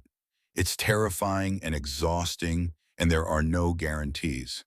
But I've seen what you can do when you decide something matters. I saw it in that lobby with my daughter. You have more strength than you give yourself credit for. They sat in silence for several minutes, the sounds of the coffee shop filling the space around them. Finally, Ethan looked up and met her eyes. I need to talk to Ben. He's old enough to understand what this would mean for us. If he's not okay with it, if he doesn't want to go through this, then my answer is no. Amelia nodded. That's fair. Take whatever time you need. Ethan finished his coffee and stood. But before he left, he paused and looked back at her. You know, when I walked into your office, the first time I expected you to threaten me, to tell me to stay away from your daughter or face consequences. I was ready for that. It's what I've learned to expect from people in your position. Amelia waited, sensing that he needed to finish the thought. Instead, you apologized. You offered to help. You treated me like a person. His voice roughened with emotion he was struggling to contain. I'd forgotten what that felt like. He left before she could respond, walking out into the gray Oakland afternoon with his shoulders slightly straighter than when he had arrived. 3 days later, her phone rang again. Ethan's voice was different this time, clearer and more determined. I talked to Ben. I told him everything about SignLink, about what happened with his mother, about what you're proposing. I thought he would be scared. I thought he would want to protect himself from more pain. He paused, and Amelia heard him take a shaky breath. Do you know what he said? He said that his mother would want people to know the truth. He said that she always believed in my work and that giving up would mean letting the bad guys win. Amelia felt tears prick at her eyes. He sounds like an extraordinary kid. He is, pride mixed with grief in Ethan's voice. He's the best thing I've ever done. And if he thinks we should fight, then we fight. The machinery of justice began to move. Rachel filed the initial legal motions alleging fraud in the acquisition of SignLink and seeking to void the original transfer agreement. The filing sent shockwaves through the corporate world, with analysts scrambling to assess the implications for Apex Dynamics and Heart Biotech alike. Stock prices fluctuated wildly as investors tried to predict the outcome. Amelia's board demanded answers. She gave them the truth laid out in the stark terms she had prepared for weeks. Heart Biotech had unknowingly purchased stolen technology. The CEO had discovered the theft and chosen to act rather than bury the evidence. The company would cooperate fully with legal proceedings and take whatever steps were necessary to distance itself from the fraud. The board's reaction was mixed. Some members applauded her integrity. Others questioned her judgment, arguing that she should have found a way to address the issue quietly rather than exposing the company to public scrutiny. One board member, a silver-haired man named Thompson, who had opposed her appointment from the beginning, suggested that her emotional attachment to the janitor had compromised her objectivity. Amelia listened to their concerns and then responded with the calm authority that had carried her to the top of her industry. We can disagree about strategy, but we cannot disagree about ethics. Heart Biotech was founded on the principle that innovation should serve humanity. If we build our success on the suffering of others, we betray that principle and everything our company stands for. She looked around the table, meeting each pair of eyes in turn. I will not lead a company that profits from theft. If that position is untenable for this board, then I am prepared to resign. But I will not change my course. The room fell silent. After a long moment, the chair of the board, a woman named Sandra Chen, who had mentored Amelia through her early career, spoke up. We may not all agree with how this was handled, but we elected Amelia to lead this company because of her integrity, not in spite of it. I move that we support her actions and proceed as she has outlined. The vote was close but decisive. The board backed Amelia's decision, though several members made their displeasure clear through abstentions and pointed questions. She left the meeting knowing that she had won the battle, but that the war was far from over. Meanwhile, Amelia had arranged something else, something that existed outside the world of legal filings and board meetings. She had asked Ethan to come to her home on Saturday afternoon to meet Leia properly, in an environment where the chaos of the lobby could not intrude. The morning of his visit, she found herself nervous in a way that surprised her. She changed her outfit 3 times before settling on jeans and a simple blouse, casual enough to suggest ease, but careful enough to show respect. Leia had been preparing all week, practicing new signs she wanted to show Ethan, drawing pictures that she planned to give him as gifts. He arrived at 2 o'clock, precisely, pulling up in a 10-year-old Honda that had clearly seen better days but was meticulously clean. He stepped out wearing khakis and a button-down shirt, his hair freshly cut, his face clean-shaven. With him was a boy of about 8 with dark hair and serious eyes. that took in the coastal mansion with an expression of wonder. Amelia met them at the door. "You must be Ben." The boy nodded, suddenly shy. "Yes, ma'am. I've heard a lot about you. Leia's been looking forward to meeting you." At the mention of Leia's name, Ben's shyness seemed to evaporate. "Is she the one who can't talk? Dad said she uses sign language like I do." Amelia felt her heart squeeze at the simple understanding in his voice. "That's right. She's in the living room. Would you like to meet her?" Ben looked up at his father for permission. Ethan nodded, and the boy followed Amelia into the house with quick, eager steps. Leia was sitting on the couch clutching a stuffed elephant that David had given her on her 4th birthday. When she saw Ben, her eyes went wide, and for a moment neither child moved. Then Ben raised his hands and signed a greeting. Leia's face transformed. She set down the elephant and signed back her movements, more confident than Amelia had ever seen them. The two children fell into conversation, their hands dancing through the air in a language that needed no voice, and within minutes they were sitting side by side on the floor, pulling out art supplies and beginning to draw together. Amelia and Ethan stood in the doorway, watching their children connect across the barriers that had isolated each of them. Ethan spoke softly so the children would not overhear. "She's beautiful. She has your eyes." And her father's stubbornness. Amelia smiled despite the ache that accompanied any mention of David. "She's been practicing all week. I think she was more nervous than I was." They moved to the kitchen where Amelia had prepared coffee and sandwiches.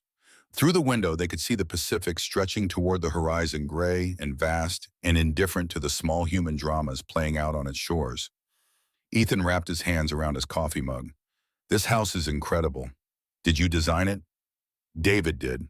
He had very specific ideas about how we should live, about creating space for family."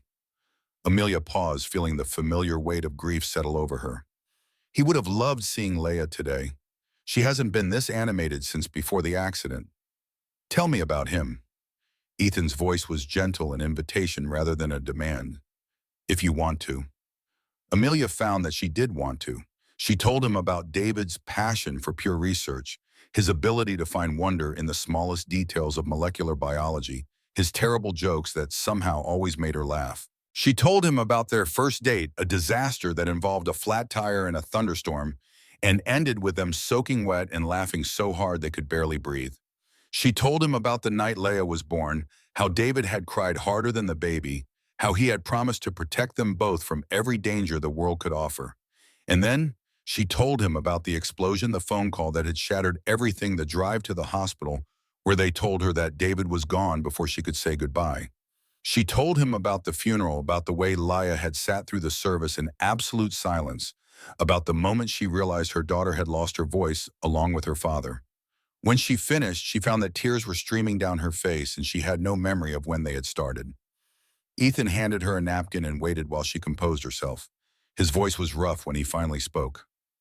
"Grace's death was my fault." Amelia looked up sharply. "How can you say that?" "Because it's true." His jaw clenched with the effort of holding himself together. "The lawsuit, the public humiliation, watching everything we'd built collapse around us.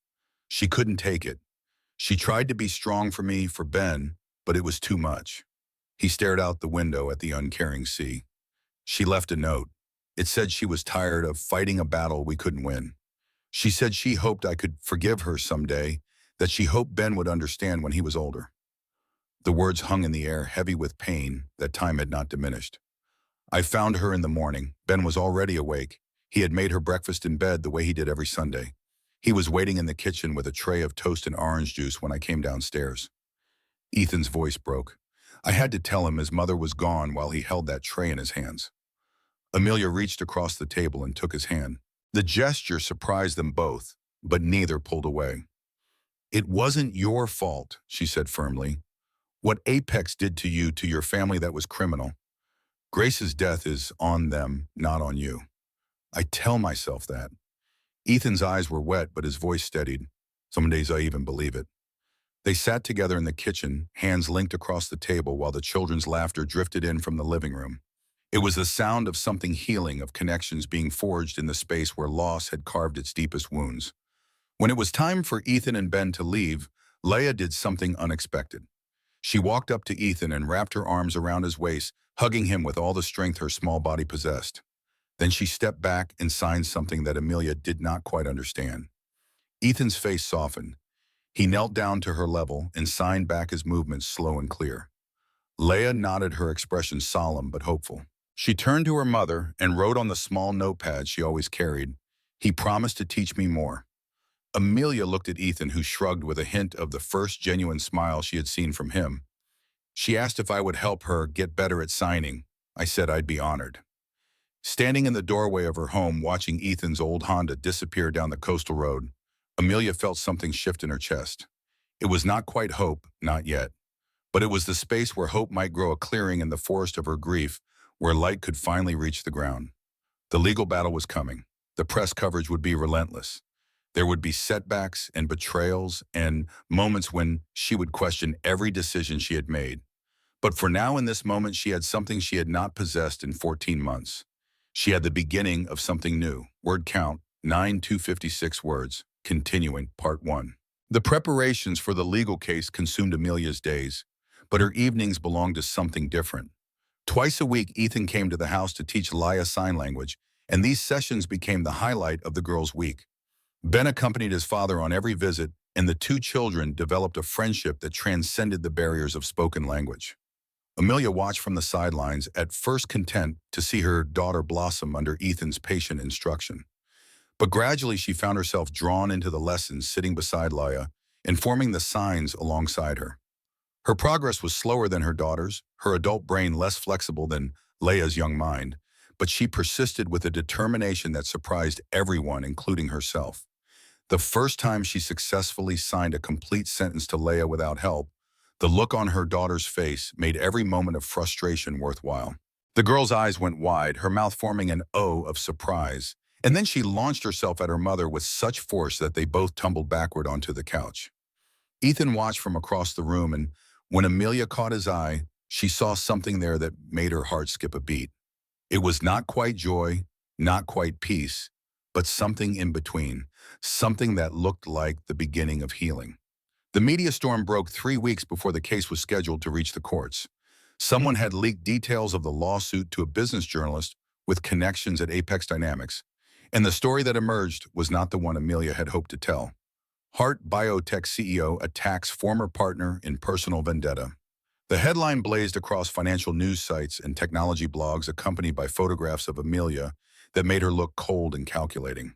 The article portrayed her as a ruthless executive who had manufactured evidence against a respected company in order to eliminate a competitor. It mentioned Ethan only briefly, characterizing him as a disgraced inventor who had already lost one legal battle and was now seeking revenge through a wealthy ally. Amelia read the article in her office, feeling the familiar cold rage that had become her constant companion since David's death. They were twisting the truth, turning her into the villain of a story in which she had tried only to do what was right. The injustice of it burned in her chest like acid. Her phone rang. It was Rachel. "We have a problem." The attorney's voice was tense. "3 of our expert witnesses just backed out. They're claiming scheduling conflicts, but I'm hearing through back channels that Apex got to them." Amelia closed her eyes. "Can we replace them?" "We can try, but this is going to delay the proceedings by at least a month, maybe more." The delays stretched into weeks, then into months. Apex Dynamics threw every resource at their disposal into defeating the case, hiring armies of lawyers and public relations experts who worked around the clock to control the narrative. They filed countersuits alleging defamation. They demanded sanctions against Rachel for pursuing what they called a frivolous claim. They planted stories in friendly media outlets that painted Ethan as an unstable man obsessed with destroying the company that had legitimately acquired his technology. Through it all, Amelia held firm.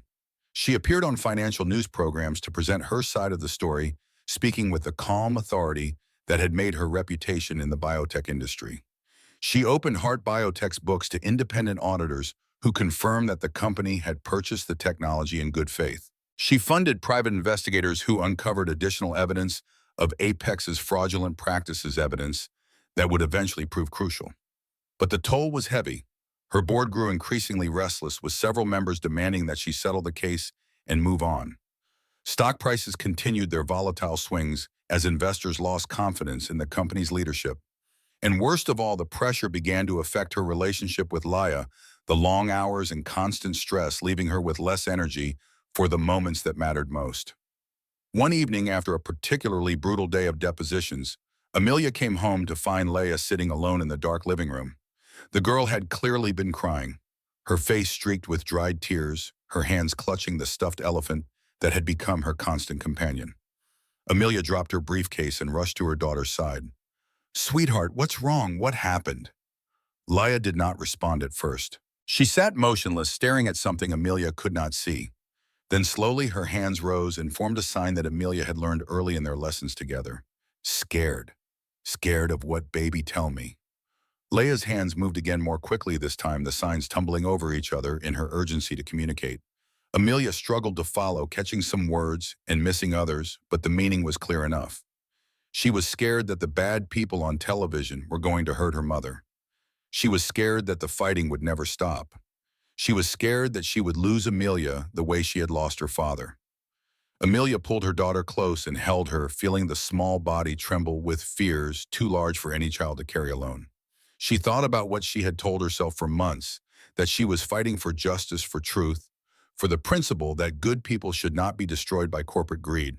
All of it was true, but none of it mattered as much as the child in her arms. She made a decision in that moment, one that would shape everything that followed. The next morning, Amelia called Ethan and asked him to meet her at the coffee shop in Oakland. He arrived looking tired, the stress of the legal battle etched into lines around his eyes. He had been deposed multiple times, forced to relive the worst moments of his life in front of lawyers who twisted his words and questioned his motives. The process was grinding him down, and Amelia could see it. Her voice was gentle but direct. "I need to ask you something, and I need you to be honest with me." Ethan nodded, his expression wary. "If we settle this case, if we accept some kind of compromise with Apex, what would that mean to you?" The question hung in the air between them. Ethan's hands wrapped around his coffee cup, his knuckles white with tension. "A settlement would mean they win," he said finally. "They get to keep the technology they stole. They get to keep calling me a fraud. Nothing changes. But you would be free of this." Amelia leaned forward. "No more depositions, no more press coverage, no more strangers dissecting your life for their entertainment. You could move on." Ethan's laugh was bitter. "Move on to what? Mopping more floors, watching Ben grow up, wondering why his father gave up." He shook his head. "I spent 5 years trying to move on. All it got me was invisible." Amelia sat back, studying him carefully. "So you want to keep fighting?" "What I want doesn't matter." Ethan's voice hardened. "What matters is whether we can win. Because if we can't, if this whole thing ends with Apex triumphant and Heart Biotech damaged and both of us destroyed, then what was the point?" It was a fair question, and Amelia had been asking herself the same thing for weeks. The case was strong, but legal battles were unpredictable. Apex had resources that seemed limitless and a willingness to fight dirty that bordered on pathological. Victory was possible, but far from certain. "I think we can win," she said slowly. "Rachel thinks so too. The evidence of fraud is overwhelming once you get past the legal smokescreens they've thrown up." She paused, choosing her next words carefully. "But I also know what this is costing. My daughter cried herself to sleep last night because she's afraid of losing me. I've spent the last 6 months fighting so hard that I almost forgot why I started." Ethan's expression softened. "Leia's okay. She will be, but I need to be present for her in a way I haven't been." She reached across the table and took his hand, an echo of the gesture she had made weeks ago in her kitchen. "I'm not giving up. I'm not backing down. But I need to find a way to fight this battle without losing my family in the process." Ethan turned her hand over in his, looking at her palm as if it contained answers to questions he had not yet asked. "What are you proposing?" "I want to accelerate the timeline. Force a resolution one way or another. My legal team has been building toward a comprehensive case that would take years to fully develop. But Rachel says there's enough evidence right now to file for an emergency injunction that would freeze Apex's use of SignLink while the larger case proceeds." Understanding dawned in Ethan's eyes. That would force them to negotiate. Or fight even harder, but at least we'd know where we stand. Ethan was silent for a long moment. Then he nodded slowly. "Let's do it." The emergency injunction sent shockwaves through the corporate world. Rachel filed the motion on a Friday afternoon, timing it to maximize media coverage over the weekend. By Monday morning, the story had exploded across business and technology news, with analysts speculating about the implications for both companies and the broader industry. Heart Biotech escalates fraud allegations against Apex Dynamics. SignLink inventor seeks emergency relief in patent dispute. CEO Hart stakes reputation on claims of corporate theft. The coverage was intense but no longer one-sided. The evidence Rachel had compiled was too compelling to ignore, and journalists who had initially accepted Apex's version of events began to ask harder questions. Former employees of both SignLink and Apex came forward with corroborating stories. Academic experts weighed in on the technological similarities between SignLink and Voxbridge. The narrative was shifting. Apex responded with their own escalation. They filed a countersuit against Amelia, personally alleging that she had conducted an illegal investigation into their business practices. They demanded that she be removed as CEO of Heart Biotech, pending the resolution of all legal matters. They even suggested that her emotional state, grief-stricken widow, devoted mother had compromised her judgment. The attacks stung, but Amelia had prepared for them. She released a statement acknowledging that she had initiated an internal investigation after discovering potential irregularities, as was her responsibility as CEO. She noted that all investigative activities had been conducted through proper legal channels and with the guidance of counsel. And she concluded with words that would be quoted widely in the days that followed. "I will not be intimidated by those who believe that wealth and power entitle them to destroy innocent lives. I will not stand by while a good man is erased from his own story. And I will not teach my daughter that justice is something we abandon when it becomes inconvenient. Some things are worth fighting for. This is one of them." The court hearing on the emergency injunction was scheduled for a Thursday morning in late autumn. Amelia dressed carefully that day, choosing a suit that was professional but not severe, wanting to project confidence without appearing aggressive. She met Rachel at the courthouse an hour before proceedings were scheduled to begin. "Are we ready?" Amelia asked. Rachel's expression was focused, the mask of a professional about to do battle. "As ready as we can be. The judge is known for being thorough and impartial. She'll want to see evidence, not theater." The courtroom was packed with reporters, legal observers, and representatives from both companies. Ethan sat in the gallery wearing a suit that Amelia had purchased for him when he admitted he did not own anything appropriate for court. His face was pale but determined, his eyes fixed on the proceedings with the intensity of someone who had waited 5 years for this moment. The hearing lasted 4 hours. Rachel presented the evidence of fraud, walking the judge through the forged signature, the timeline of the acquisition, the testimony of experts who had analyzed the technology. Apex attorneys pushed back at every turn, arguing that the evidence was circumstantial, that the signature variations could be explained by stress rather than forgery, that Ethan Cole had a history of making baseless claims against companies he blamed for his failures. Amelia watched the judge's face throughout, trying to read her reactions. Judge Eleanor Vasquez was a small woman with silver hair and sharp eyes that missed nothing.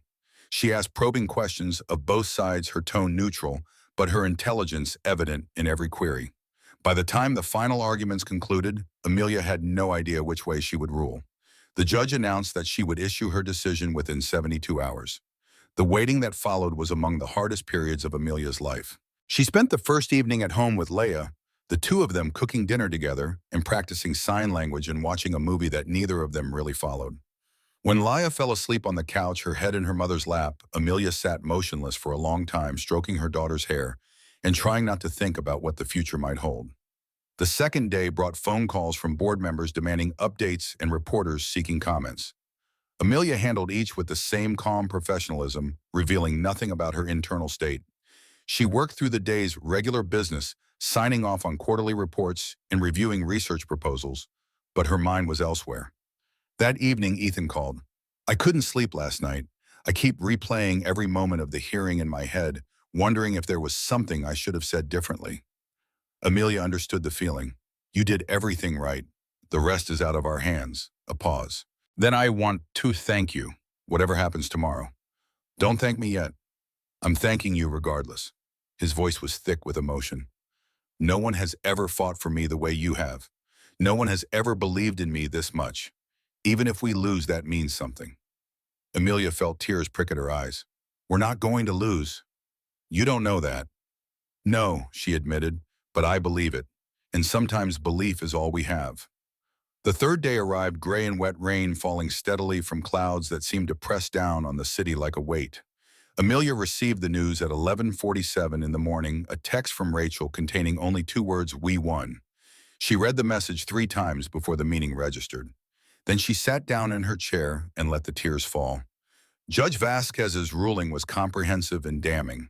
She found substantial evidence that the signature on the transfer agreement was fraudulent. She noted the suspicious timing of the acquisition occurring when Ethan Cole was psychologically incapable of meaningful consent.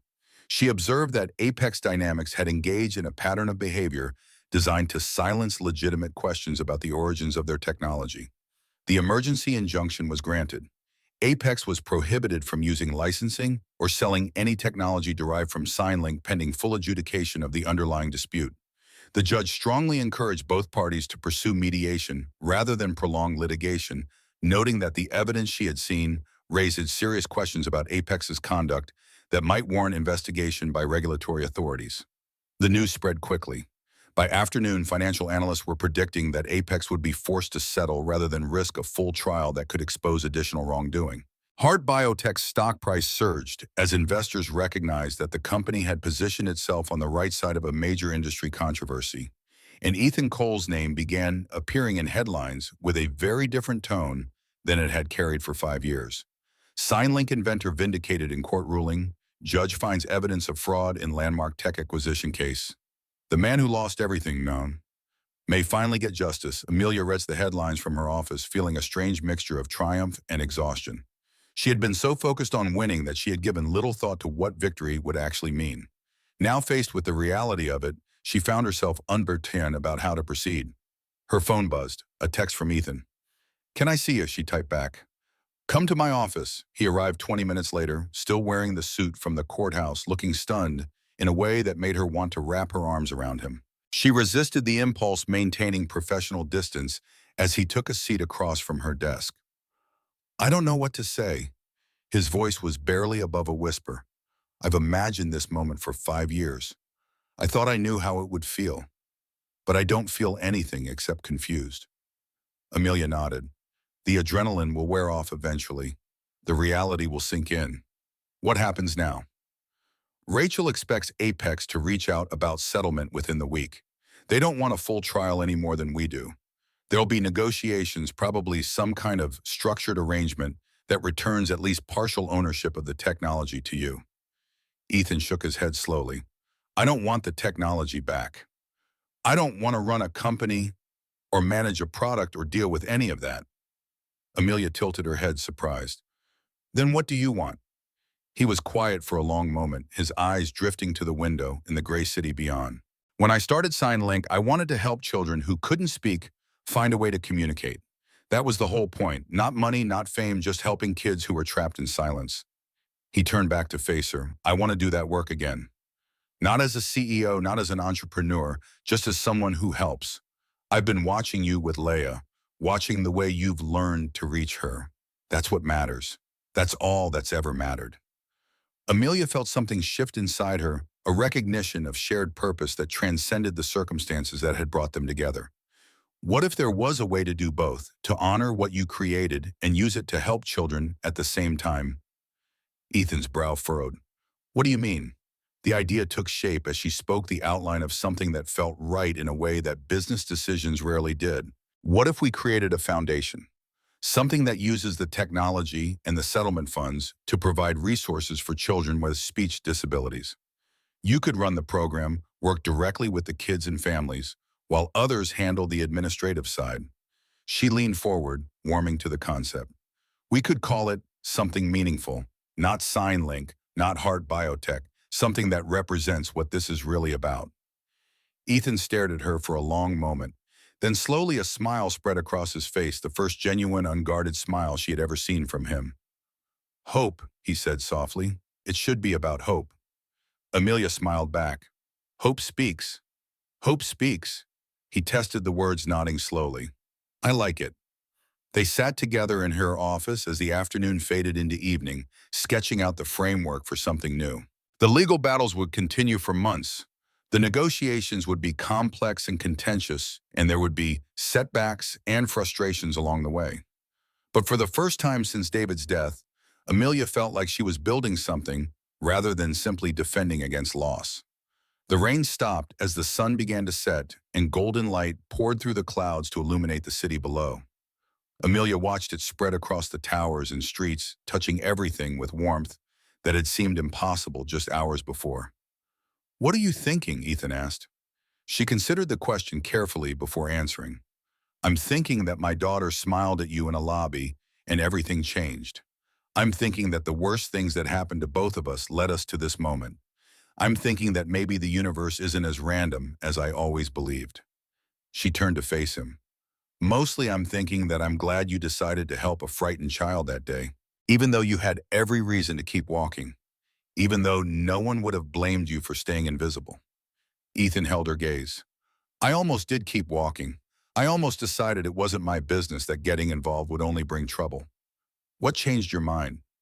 He was silent for a moment. "I saw her hands. She was trying to sign, trying to communicate with anyone who might understand. And I remembered what that was like, to have something to bone and no way to say it." His voice dropped lower. "My wife used to tell me that the universe sends us the people we need when we need them. I never believed her until that moment. Your daughter needed someone who could hear her silence. I needed a reason to stop being invisible." Amelia reached out and took his hand. "Thank you for hearing her, for being brave enough to stop." Ethan turned her hand over, tracing the lines of her palm with his fingertip. "Thank you for seeing me, for believing I was worth fighting for." They stayed that way as the light shifted from gold to pink to deep blue, two people who had found something unexpected in the wreckage of their lives. Outside, the city hummed with its endless energy, millions of stories unfolding simultaneously, most of them invisible to everyone except the people living them. But this story was no longer invisible. This story was beginning to be heard. The weeks that followed were a whirlwind of activity. Apex Dynamics, facing mounting pressure from shareholders and regulatory agencies, agreed to settlement talks. The negotiations were contentious, with both sides fighting for every advantage, but the fundamental outcome was never in doubt. Apex would surrender its claim to the SignLink technology and pay substantial damages. In exchange, they would avoid a full trial that might expose even more damaging evidence. Ethan insisted on only one non-negotiable term: the settlement must include a public acknowledgement that the original acquisition had been improper. He did not demand an admission of fraud, understanding that no corporation would accept such language. But he needed the record to show that something had gone wrong, that the narrative of his disgrace had been built on foundations that could not withstand scrutiny. Apex resisted this demand more fiercely than any other. Their lawyers argued that such language would expose them to additional liability. Their PR team warned that it would be seen as an admission of guilt, regardless of the specific wording. But Amelia's team held firm, and eventually Apex capitulated. The settlement announcement came on a Tuesday morning, timed to coincide with the opening of financial markets. The statement acknowledged that the original acquisition of SignLink Technologies had been conducted under circumstances that raised significant legal questions. It announced the creation of a fund to support research and services for individuals with speech disabilities. And it revealed that the core SignLink technology would be donated to a newly formed nonprofit organization, Hope Speaks Foundation. The financial press covered the settlement extensively, analyzing its implications for both companies and the broader technology industry.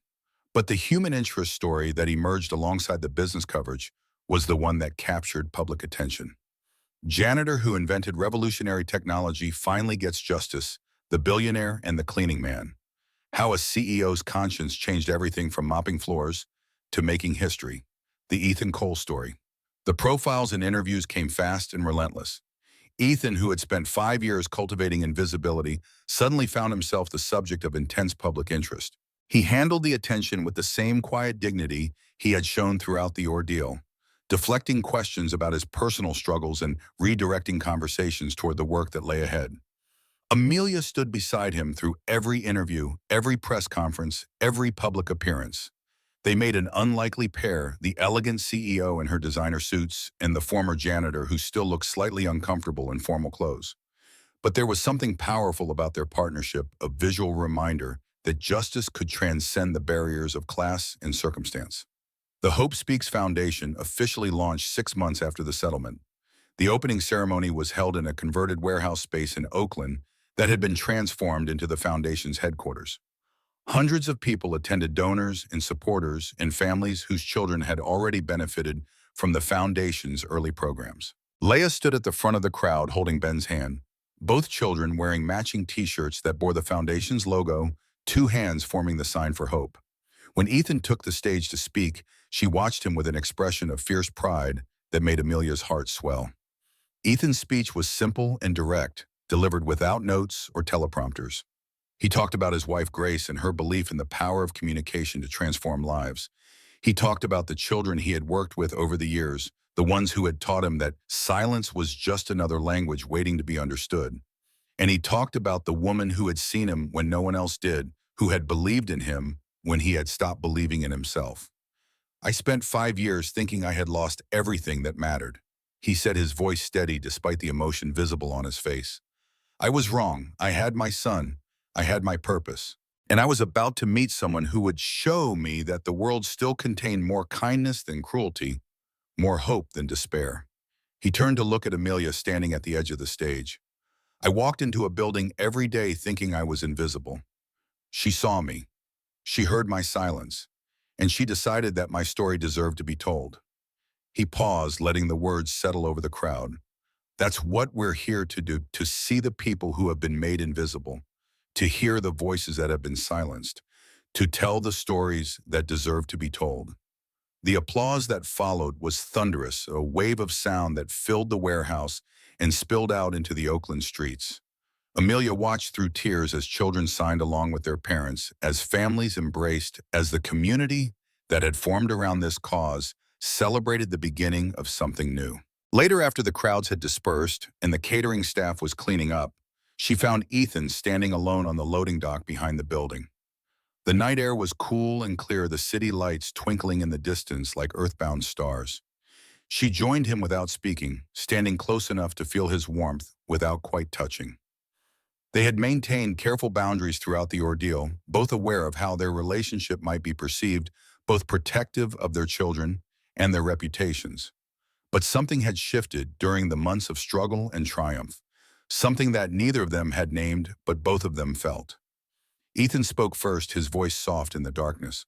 When I was a janitor in your building, I used to imagine what my life might have been like if things had gone differently. If Apex hadn't stolen SignLink. If Grace hadn't... He stopped, unable to finish the sentence. Amelia waited, giving him space to find his words. I imagined a different version of myself. Someone successful, respected, making a difference in the world. I thought that person was gone forever, that he had died along with everything else I lost. He turned to face her. But now I understand something I didn't before. That person was never gone. He was just waiting. Waiting for someone to remind him that he still existed. Amelia reached out and took his hand. You were always there, Ethan. You were always the person who would stop to help a frightened child even when no one was watching. That's who you are. That's who you've always been. He lifted her hand to his lips and pressed a gentle kiss to her knuckles. Thank you for everything. She moved closer, close enough to feel his breath on her face. Don't thank me. This isn't over. This is just the beginning. The beginning of what? Amelia smiled, feeling the weight of the past 14 months lift slightly from her shoulders. I don't know yet, but I think we're going to find out together. Behind them, through the open door of the warehouse, they could hear Laia and Ben laughing as they chased each other around the empty tables.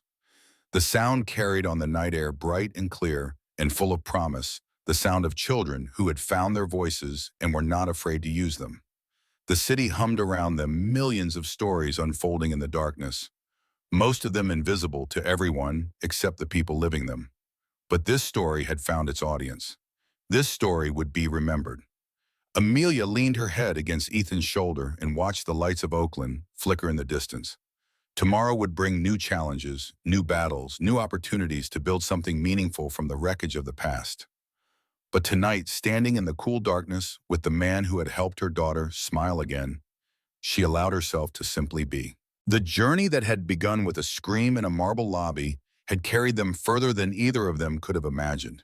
Where it would end, no one could say. But for the first time in a very long time, Amelia Hart was not afraid of the future. She was ready to meet it. The months following the foundation's launch brought challenges that none of them had anticipated. Success, as Amelia discovered, created its own set of complications problems that could not be solved with determination alone, but required patience, diplomacy, and a willingness to navigate the treacherous waters of public attention.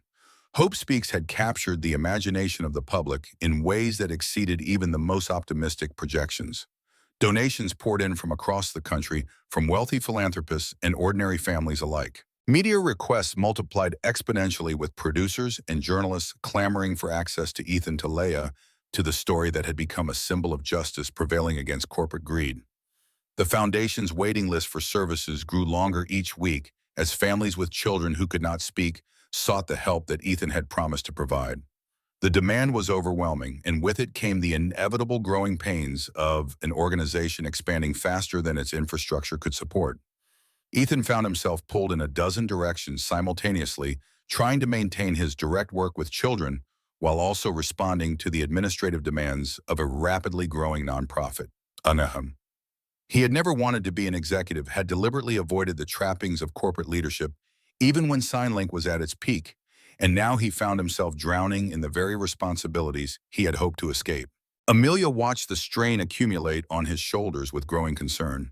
She saw the way exhaustion carved deeper lines around his eyes each week, the way his patience frayed at the edges when yet another reporter demanded an interview or another donor expected personal attention. He was burning himself out, giving everything to a cause he believed in while leaving nothing for himself. One evening in late spring, she found him alone in his office at the foundation headquarters, surrounded by stacks of paperwork that seemed to multiply no matter how many hours he worked. The cleaning staff had long since gone home, and the building was silent except for the distant hum of traffic on the street below. She stood in the doorway for a moment, watching him struggle with a grant application that was due the following morning. His pen moved across the page in fits and starts, crossing out words and rewriting them, his frustration evident in every gesture. Her voice was gentle when she finally spoke. "You know, we have staff who can handle that." Ethan looked up, startled by her presence.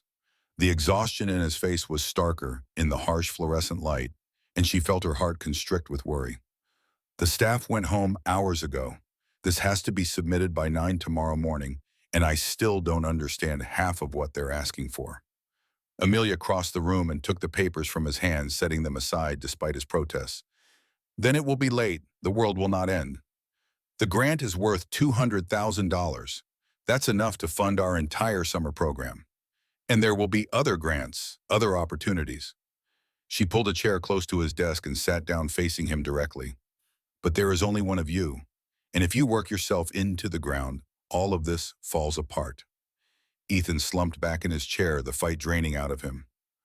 "I don't know how to do this, Amelia. I know how to work with children. I know how to teach sign language and develop communication strategies. But all of this," he gestured at the paperwork surrounding them, "this isn't what I signed up for." Amelia nodded slowly. "I know, and that's my fault." He looked at her with confusion. "How is any of this your fault?" "Because I pushed you into a spotlight you never wanted. I thought that giving you back your work would be enough, that you could pick up where you left off and everything would fall into place." She shook her head, acknowledging her mistake. "I didn't consider that the world had changed, that you had changed, that what you needed now might be different from what you needed 5 years ago." Ethan was silent for a long moment, processing her words. Then he sighed, a sound that seemed to carry the weight of months of accumulated pressure. "What I need is to help children. That's all I've ever wanted. But every time I try to focus on that work, something else demands my attention. Donors want meetings. Journalists want stories. Board members want reports. The children I'm supposed to be helping get pushed to the margins of my own calendar." Amelia reached out and took his hand, feeling the tension in his fingers. "Then we change the structure. We hire people to handle the things you shouldn't be handling. We protect your time the way we would protect any valuable resource. We can't afford more staff. The budget is already stretched thin. Then I'll fund it personally. Consider it an investment in the mission. Ethan shook his head firmly. I can't let you do that. You've already given so much. The foundation needs to stand on its own. The foundation needs you functional and focused. Everything else is secondary. Amelia squeezed his hand. Let me help. That's all I'm asking. Let me use my resources to solve a problem that resources can solve, so you can focus on the problems that only you can address.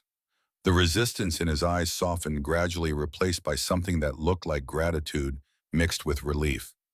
You always know exactly what to say. Not always, but I'm learning. She smiled. We both are. They sat together in the quiet office as the night deepened around them, two people who had found in each other something neither had expected. The romantic dimension of their relationship remained unspoken, a careful dance around feelings that both acknowledged but neither named. There were the children to consider, Leia and Ben, who had become as close as siblings and who might be confused or threatened by changes in the dynamic between their parents. There was the public scrutiny that followed both of them, the constant attention that would intensify if their relationship became something more than professional partnership. And there was the simple uncertainty of two people who had been so badly wounded by loss that they approached any new attachment with caution. But the connection between them was undeniable, growing stronger with each shared challenge and quiet moment. Amelia found herself thinking about Ethan at odd hours, wondering what he was doing, hoping he was taking care of himself. She noticed the way her heart lifted when she saw his name on her phone, the way conversations with him felt easier and more honest than conversations with anyone else. She was falling in love, and she knew it, and the knowledge both thrilled and terrified her. The complications she had anticipated arrived sooner than expected.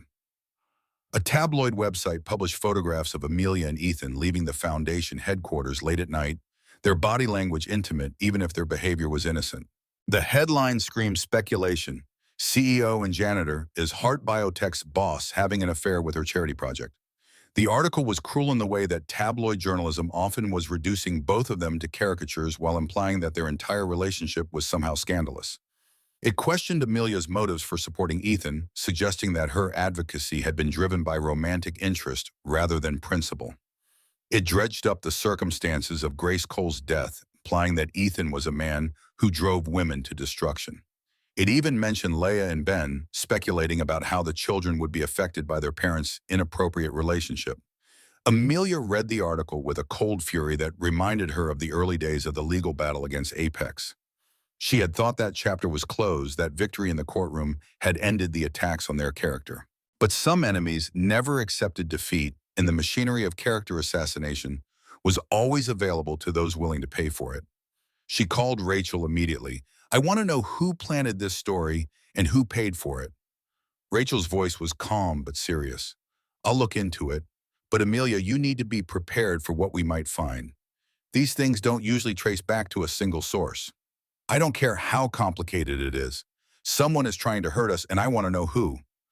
The investigation took several weeks, during which the tabloid story spread across the internet like a virus. Other outlets picked up the speculation, adding their own embellishments and interpretations. Social media exploded with opinions, some defending Amelia and Ethan, others condemning them with the self-righteous fury that characterized so much online discourse. Through it all, Amelia and Ethan maintained a united front. They did not hide from the attention or retreat from public view. Instead, they continued their work, with the foundation appearing together at events and interviews, refusing to let the speculation derail their mission. Their composure in the face of attack only seemed to inflame their critics further, but it also won them new admirers who respected their dignity under pressure. The children thankfully remained largely shielded from the controversy. Leia's security detail had been strengthened after the earlier incidents with paparazzi, and Ben attended a school that took privacy seriously. Neither child was aware of the specific allegations being made about their parents, though both sensed the tension that accompanied any mention of news or media. Rachel finally traced the source of the tabloid story to an unlikely origin. The initial tip had come from an anonymous account that digital forensics eventually linked to a former employee of Apex Dynamics, a public relations specialist who had been let go during the company's restructuring following the settlement. The motivation appeared to be personal rather than corporate, the action of a disgruntled individual rather than an organized campaign. But the damage was done regardless of the source. Amelia considered her options carefully. She could pursue legal action against the tabloid, but that would only extend the story's life in the public consciousness. She could ignore the allegations entirely, but silence might be interpreted as confirmation. She could issue a denial, but denials often sounded defensive regardless of their truth. In the end, she chose a different path. She called a press conference not to address the rumors directly, but to announce a major expansion of the Hope Speaks Foundation. The expansion would include new facilities in 3 additional cities, partnerships with school districts across the country, and a research initiative to develop improved communication technologies for children with speech disabilities. The announcement was significant enough to dominate news cycles, effectively burying the tabloid speculation beneath more substantial coverage. During the press conference, a reporter asked the inevitable question about her relationship with Ethan Cole. Amelia's response became the most quoted moment of the event. "Mr. Cole and I share a commitment to helping children who have been silenced by circumstance find their voices. We share a belief that every person deserves to be heard regardless of their abilities or their background. We share the experience of having lost people we loved and having found purpose in the wreckage of that loss." She paused, her eyes sweeping the room with calm authority. "What we choose to share beyond that is our own business. I will not dignify speculation with response, and I will not allow distraction to divert us from work that matters." The room fell silent. Then slowly applause began spreading through the assembled journalists until it filled the space. Amelia nodded once, acknowledging the response, and moved on to questions about the expansion plans. Ethan watched the press conference from backstage, his heart full of an emotion he had not allowed himself to feel in years. Pride in her, gratitude for her, and something else, something deeper that he had been afraid to name. When she joined him after the event, he took her hand without speaking and held it as they walked to the car. The gesture said everything that words could not, a declaration of solidarity and affection that transcended the boundaries they had carefully maintained. That night, after the children were asleep, they sat together on the deck of Amelia's home, watching the moon rise over the Pacific. The air was cool and salt-scented, carrying the eternal rhythm of waves against the cliffs below. Ethan broke the silence first. "What you said today about what we share, did you mean it?" Amelia turned to look at him, her face illuminated by moonlight. "Every word." "Then maybe it's time we talked about what else we share." His voice was hesitant, vulnerable in a way she had rarely heard. "What else we might want to share?" She felt her heart accelerate the moment she had both anticipated and feared finally arriving. "Ethan, I need you to understand something. I'm not good at this. I wasn't even good at it with David, and he and I had years to figure it out. I work too much. I prioritize wrong. I build walls when I should be building bridges." "I know." His response was simple, accepting. "I'm not good at it either. I shut down when things get hard. I convince myself that I don't deserve happiness. I've spent 5 years punishing myself for failures that weren't entirely my fault." Amelia felt tears prick at her eyes. "Then what are we doing?" Ethan reached out and cupped her face in his hands, his touch gentle and sure. "We're trying, despite everything we know about ourselves, despite every reason we have to be afraid we're trying. That has to count for something." She leaned into his touch, closing her eyes. "I don't want to hurt you. I don't want to hurt Ben. I don't want this to complicate everything we've built. Life is complicated. Love is complicated. That doesn't mean we should run from it." The word hung in the air between them, spoken for the first time, acknowledged at last. Love. Such a small word for such an enormous feeling. Amelia opened her eyes and met his gaze. "I'm terrified." "So am I." He smiled, and in that smile she saw the man he had been before loss had reshaped him, the man of hope and vision who had wanted to give voice to the voiceless. "But I've learned something in the past year. Being terrified doesn't mean you stop moving forward. It just means you're paying attention." She laughed despite herself, the sound that released some of the tension she had been carrying. "When did you become so wise? I had a good teacher." He leaned closer, his forehead touching hers. "A woman who reminded me that invisible people are still worth seeing, that broken things can still be beautiful, that starting over is not the same as giving up." Amelia closed the distance between them and kissed him. It was a gentle kiss, tentative and questioning, but it carried the weight of months of unspoken feeling. When they separated, both of them were breathing harder, both of them aware that something fundamental had shifted. "So what happens now?" she asked. Ethan took her hand and interlaced their fingers. "Now we figure it out together, one day at a time, one challenge at a time. The way we've been doing all along, except now we stop pretending we're just colleagues." The moon continued its arc across the sky as they sat together, no longer pretending, no longer afraid. The road ahead would not be easy, they both knew that. There would be complications with the children, adjustments to their public personas, negotiations between two lives that had been shaped by solitary grief.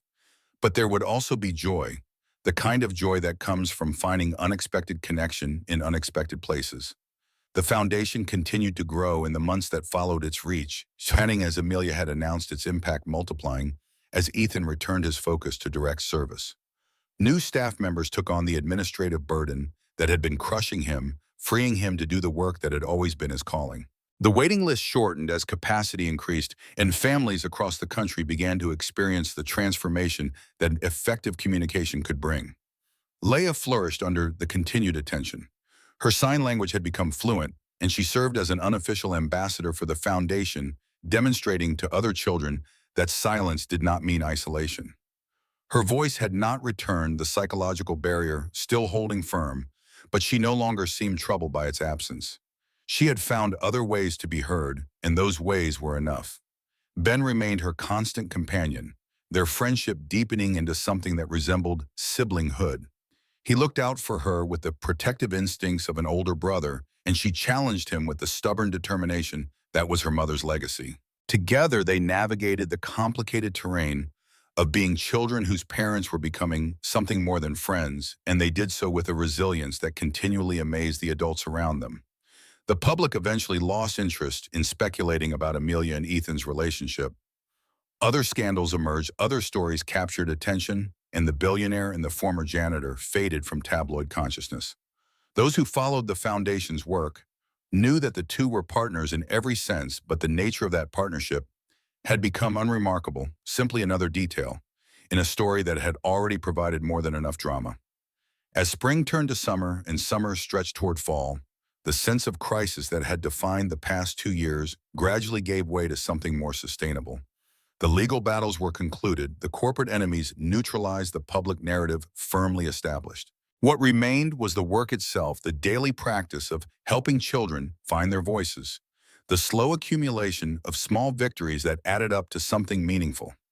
Amelia found herself thinking less about protection and more about possibility. The walls she had built around herself and Leia had not disappeared entirely, but they had become more permeable, allowing connection where once there had been only defense. She still worked too much, still struggled to balance professional demands with personal presence, but the struggle no longer felt desperate. She was learning slowly to trust that the world would not collapse if she loosened her grip. Ethan continued to heal, though the scars of his losses would never fully fade. Grace's memory remained with him, a presence that shaped his work and informed his compassion. But he no longer felt defined by her absence, no longer believed that happiness was something he had forfeited forever. He had found a new life in the ruins of the old one, and that new life had room for joy. The children grew as children do, their personalities crystallizing into forms that would carry them into adulthood. Leia developed a passion for visual art, spending hours creating drawings and paintings that expressed the things she could not say aloud. Ben discovered a gift for mathematics, his analytical mind finding patterns in numbers the way his father had once found patterns in communication. They encouraged each other's interests, different enough to avoid competition, but close enough to share in each other's successes. And through it all, the work continued. Children who had been silent learned to sign. Families who had been isolated found community. Technologies that had been stolen were restored to their original purpose, serving the people they had been designed to help.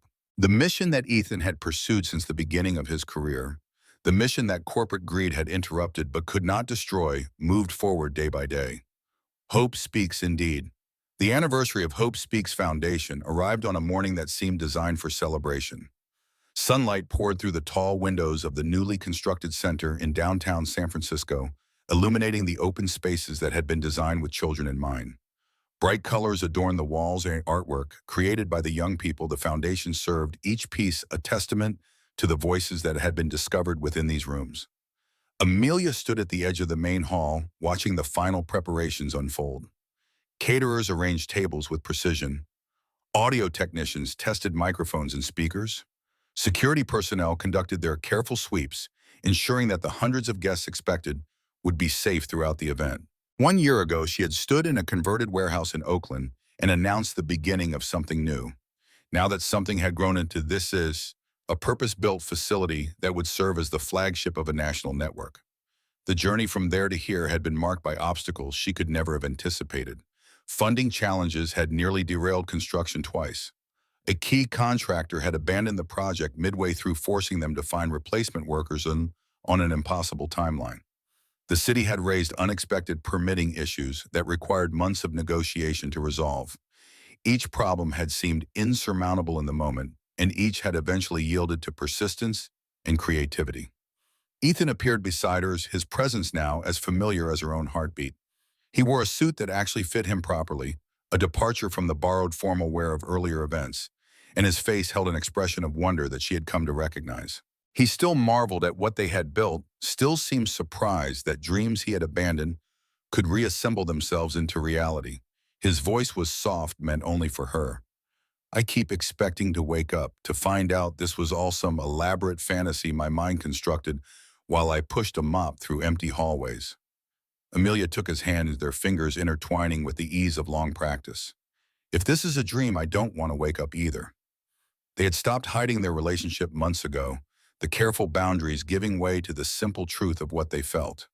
The transition had been easier than either expected. Leia and Ben had adapted with the resilience of children who had already survived worse disruptions, accepting the change in their parents' dynamic as simply another evolution in a life that had already contained so many. The public had moved on to other scandals, other stories, leaving Amelia and Ethan to build their partnership in relative peace.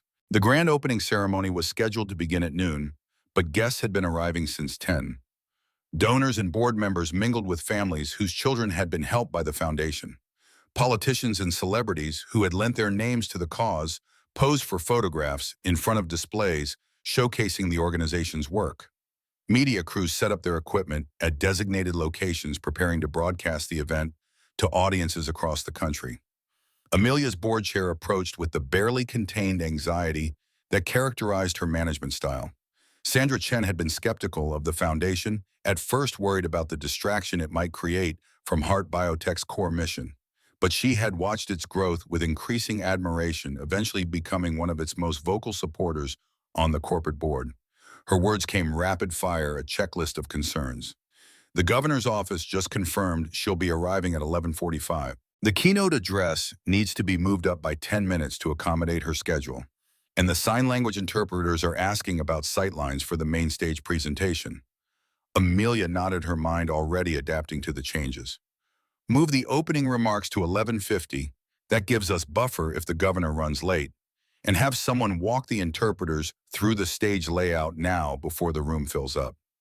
Sandra hurried off to implement the adjustments, leaving Amelia and Ethan alone again in their small bubble of calm within the surrounding chaos.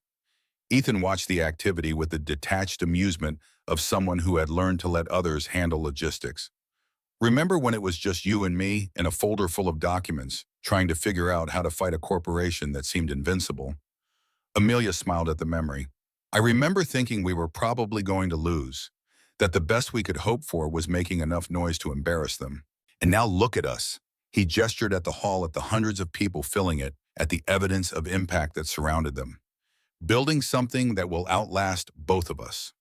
The thought struck Amelia with unexpected force.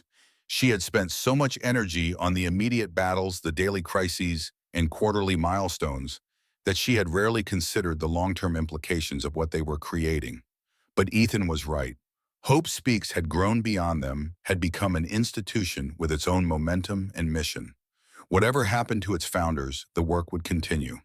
The ceremony began precisely on schedule despite the last-minute adjustments. The governor delivered remarks that praised the foundation's innovative approach to serving children with communication challenges. Board members and major donors were recognized with the ritual appreciation that such events required.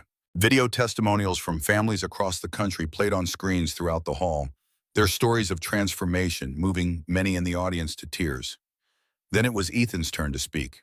He mounted the stage with a confidence that would have been unimaginable 2 years ago, when he had been a man who cultivated invisibility as a survival strategy. The audience fell silent as he approached the podium, their attention focused on the figure who had become the public face of a movement. He did not use notes. He never did. His words came from a place deeper than preparation, drawn from the well of experience that had shaped his understanding of what it meant to be silenced and what it meant to be heard. 2 years ago, I was cleaning floors in a building I used to dream of owning. His voice carried clearly through the speakers, reaching every corner of the vast hall. I had convinced myself that my story was over, that everything I had built and lost was gone forever, that the best I could hope for was to become invisible enough that the world would forget I had ever existed.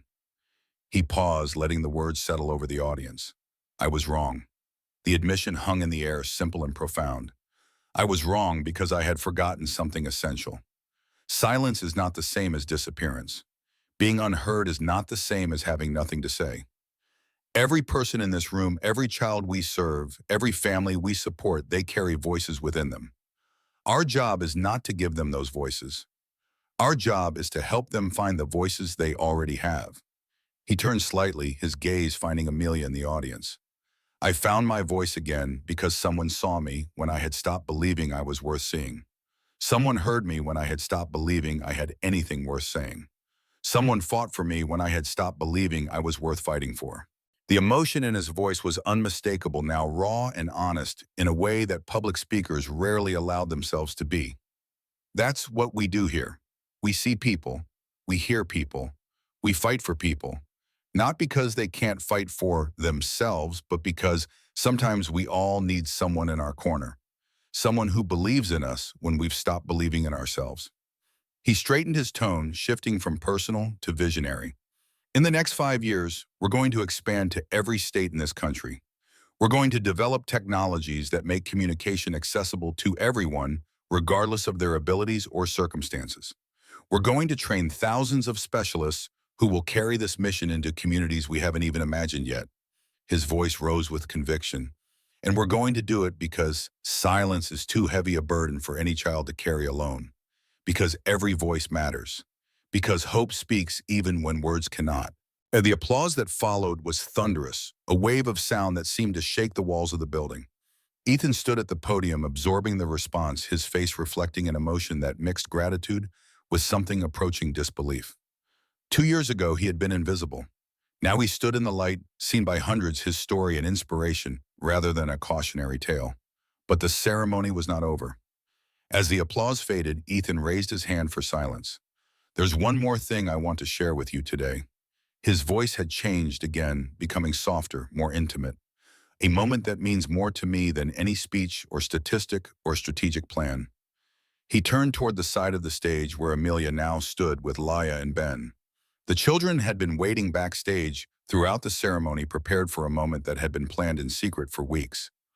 Leia walked forward slowly, her small form somehow commanding attention despite the vastness of the stage. She wore a dress that Amelia had helped her choose, simple and elegant, and in her hands she carried a device that glinted in the stage lights. It was the latest prototype of SignLink 2, refined through months of development, capable of translating sign language into spoken words with remarkable accuracy and naturalness. The audience watched in hushed anticipation as Leia took her place beside Ethan. Her dark eyes swept across the crowd, showing nervousness, but also determination. This was the moment she had been preparing for, the reason she had practiced for hours each day, the goal that had given focus to her recovery. Her hands rose and began to move, forming signs with the fluency that months of instruction had developed. The device in her hands processed each gesture, translating them into synthesized speech that carried through the hall's speakers. My name is Laya Hart. The voice was not her own, not the voice she had lost in the aftermath of her father's death, but it was a voice nonetheless. Her voice shaped by her words, carrying her meaning. I am 7 years old. I could not speak for a long time because something sad happened to me and my family. She paused, her hands trembling slightly before resuming their movement. But then I met someone who understood my silence. He showed me that I could still talk, just in a different way. He showed me that being quiet doesn't mean being alone. Tears were streaming down faces throughout the audience. Amelia watched from the side of the stage, her own eyes burning, her heart so full it seemed impossible that her chest could contain it. Leia's signs continued, the device translating faithfully. My mom used to be very scared. She wanted to protect me from everything. But now she knows that protecting me doesn't mean keeping me away from the world. It means helping me find my place in it. She turned to look at Ethan, her expression softening with affection. Mr. Ethan taught me how to use my hands to speak. He and his son Ben became part of our family, not because anyone told them to, but because love finds people who need it. The audience was completely silent now, every person holding their breath as this child delivered a message that no adult could have crafted. My dad died 2 years ago. I miss him every day. Leia's hands moved more slowly now, the signs heavy with the weight of what they expressed. But he would want me to be happy. He would want my mom to be happy. He would want us to have people who love us and take care of us. She turned back to face the audience directly. I want to say something that I've been practicing for a long time, something I want everyone to hear. Her hands stilled. The device fell silent, and then impossibly miraculously, Leia opened her mouth and spoke.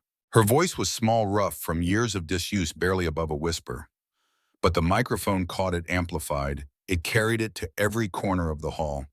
I love my family, all of them, the old and the new. The sound that followed was not quite applause and not quite cheering. It was something more primal, a collective release of emotion that had built throughout her presentation and now erupted in response to those simple words. People rose to their feet. Some sobbed openly. Others embraced strangers beside them, united in the witness of something extraordinary. Amelia was already moving, crossing the stage to gather her daughter in her arms. The device clattered to the floor, forgotten in the intensity of the embrace. Behind them, Ethan lifted Ben, who had watched his friend's triumph with tears streaming down his own face. The four of them stood together on the stage, a family forged in the crucible of loss and rebuilt through the patient work of love. The applause continued, rolling over to them in waves, but they barely heard it.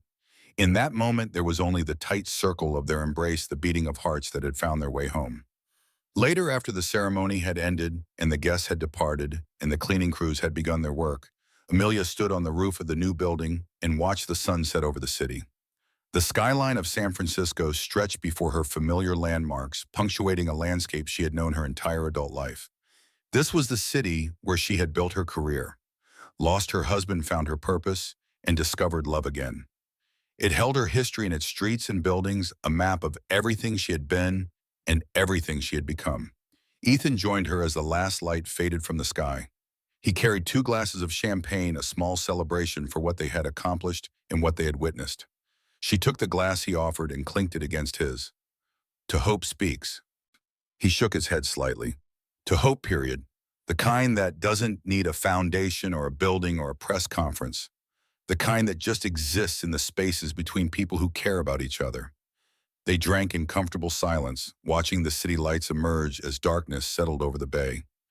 Somewhere below, their children were being looked after by staff who had become extended family, trusted with the care of the 2 people who mattered most in the world. Amelia spoke without looking at him, her voice carrying thoughts she had been holding for days. I want to ask you something important. Ethan turned to face her. Anything. She met his eyes, finding in them the steadiness that had become her anchor through turbulent seas. Move in with us, officially. You and Ben, stop pretending we're 2 separate households when we haven't really been for months. The question was not unexpected, but it still carried weight. They had been building toward this moment incrementally, each step forward tested and confirmed before the next was taken. But there was a difference between gradual progress and explicit commitment, between the assumption of togetherness and its declaration. Ethan's response came without hesitation. Yes. Amelia felt something release in her chest, a tension she had not realized she was carrying. Just like that. Just like that. He set down his glass and took both her hands in his. I've been waiting for you to ask, or working up the courage to ask you myself. I wasn't sure which of us would get there first. She laughed, the sound carrying across the rooftop and dissolving into the night air. We're quite a pair, aren't we?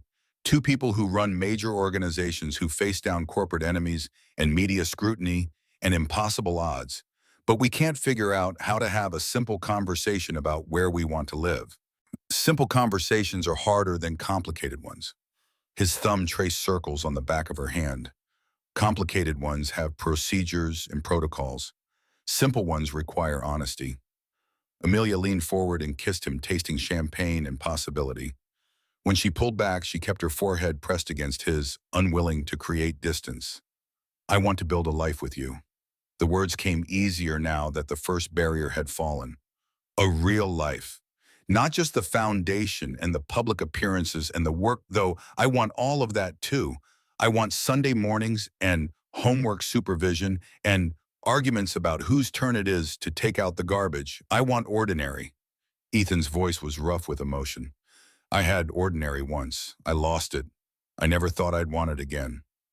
And now I want it more than I've wanted anything in years. He pulled her close, wrapping his arms around her. I want to wake up next to you every morning. I want to watch our children grow up together. I want to grow old arguing about whose turn it is to take out the garbage. They stood together on the rooftop as the stars emerged overhead, two people who had found in each other something neither had expected. The path that led them here had been marked by tragedy and injustice, by corporate greed and personal loss.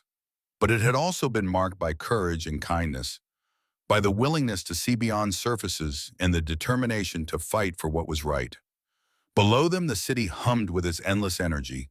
Millions of lives unfolded in apartments and houses and shelters, each one a story of struggle and hope. The Hope Speaks Foundation would touch some of those lives, would help children find their voices and families find their strength. But the foundation was only one expression of something larger, a principle that Ethan had articulated in his speech, and that they both tried to embody in their daily choices. Every person deserves to be heard. Every voice matters. Every silence can be transformed into speech, given the right support and the right belief. Amelia thought about Laya's words on the stage, the ones spoken through the device, and the ones spoken with her own recovering voice. Her daughter had found something beyond communication in the past 2 years. She had found confidence and purpose, a sense of herself as someone who could contribute to the world rather than simply endure it. That transformation had not come from therapy alone, or from technology alone, or from any single intervention. It had come from the accumulation of small moments of patient attention and persistent love of adults who refused to give up on a child who had every reason to give up on herself. The same principle applied to all of them. Amelia had been transformed by the process as much as Laya had. The woman who had built walls around her heart, and her daughter who had tried to control every variable and eliminate every risk, had learned to open herself to the vulnerability that love required. She was still protective, still driven, still prone to working too much and worrying too deeply. But she was also softer, more willing to trust, more capable of joy. Ethan had undergone his own transformation. The invisible man who had pushed a mop through corporate lobbies had reclaimed his identity as an innovator and leader. But more importantly, he had reclaimed his capacity for hope. The darkness that had settled over him after Grace's death had not disappeared entirely, but it had lifted enough to allow light back in. He could laugh again, could dream again, could love again, without feeling that he was betraying the past. And the children Ben and Laya had found in each other the sibling bond that neither would have had otherwise. They were not related by blood, but blood was only one way to build a family. They shared something more important, a mutual understanding forged in the fires of loss and cooled in the waters of recovery. They would grow up together, would support each other through the challenges of adolescence and young adulthood, would carry the lessons of their childhood into whatever lives they eventually built. The future stretched before them, uncertain but no longer frightening. There would be obstacles ahead, there always were. The foundation would face crises that tested its resilience. Their relationship would weather storms that challenged its strength. The children would encounter difficulties that no amount of parental love could entirely prevent. Life did not become easy simply because you had survived hard things. It became bearable because you had learned that survival was possible. Amelia pulled back from Ethan's embrace and looked into his eyes. "Are you ready for this?" For all of it, the chaos and the complexity and the million small decisions that make up a life. Ethan's smile was answer enough, but he gave her words as well. I've been ready since the day I saw a frightened child in a lobby and decided that helping her was more important than staying invisible. I just didn't know what I was getting ready for. He took her hand and led her toward the door that would take them back inside, back to their children, back to the life they were building together. Let's go home. The words settled over Amelia like a blessing. Home. Not a place defined by architecture or geography, but a feeling created by the people who shared it. She had a home again, a real one with people who loved her and whom she loved in return. As they descended the stairs and collected their children and made their way to the car that would carry them to the house on the cliffs above the Pacific, Amelia allowed herself to feel something she had not felt in a very long time. Complete. Not the completion that came from achieving goals or finishing projects. Something deeper, something that had nothing to do with accomplishment and everything to do with connection. She was part of something larger than herself, woven into a fabric of relationships that gave her life meaning beyond any individual achievement. The drive home was filled with the children's chatter, Leia signing rapidly and occasionally speaking in the halting voice she was still learning to trust, Ben interpreting and adding his own commentary, both of them processing the excitement of the day in the way that children do. Amelia and Ethan exchanged glances in the rearview mirror, small smiles that communicated volumes about the gratitude they felt for this ordinary chaos. When they arrived at the house, the moon was rising over the ocean, casting silver light across the waves. The children ran ahead, eager to continue their conversation in the living room where they had spent so many hours together. Amelia and Ethan followed more slowly, savoring the moment. At the front door, Ethan paused. He turned to face the ocean, the wind carrying the salt smell that had become so familiar. You know, I used to dream about this, when I was mopping floors at 3 in the morning, trying not to think about everything I had lost. I would imagine a life where I felt whole again, where I had people who loved me, where the work I did mattered. He turned back to her, his eyes bright with unshed tears. I never imagined it would look like this. I never imagined it could be this good. Amelia took his face in her hands, the gesture tender and certain. Neither did I, and yet here we are. Here we are, he echoed. They entered the house together, leaving the door open for a moment to let the sound of the waves follow them in. The children's laughter drifted from the living room, bright and uncomplicated, the sound of healing made audible. Hope speaks, Amelia thought, in so many different voices. And sometimes, if you're very lucky, it speaks in the voices of the people you love most.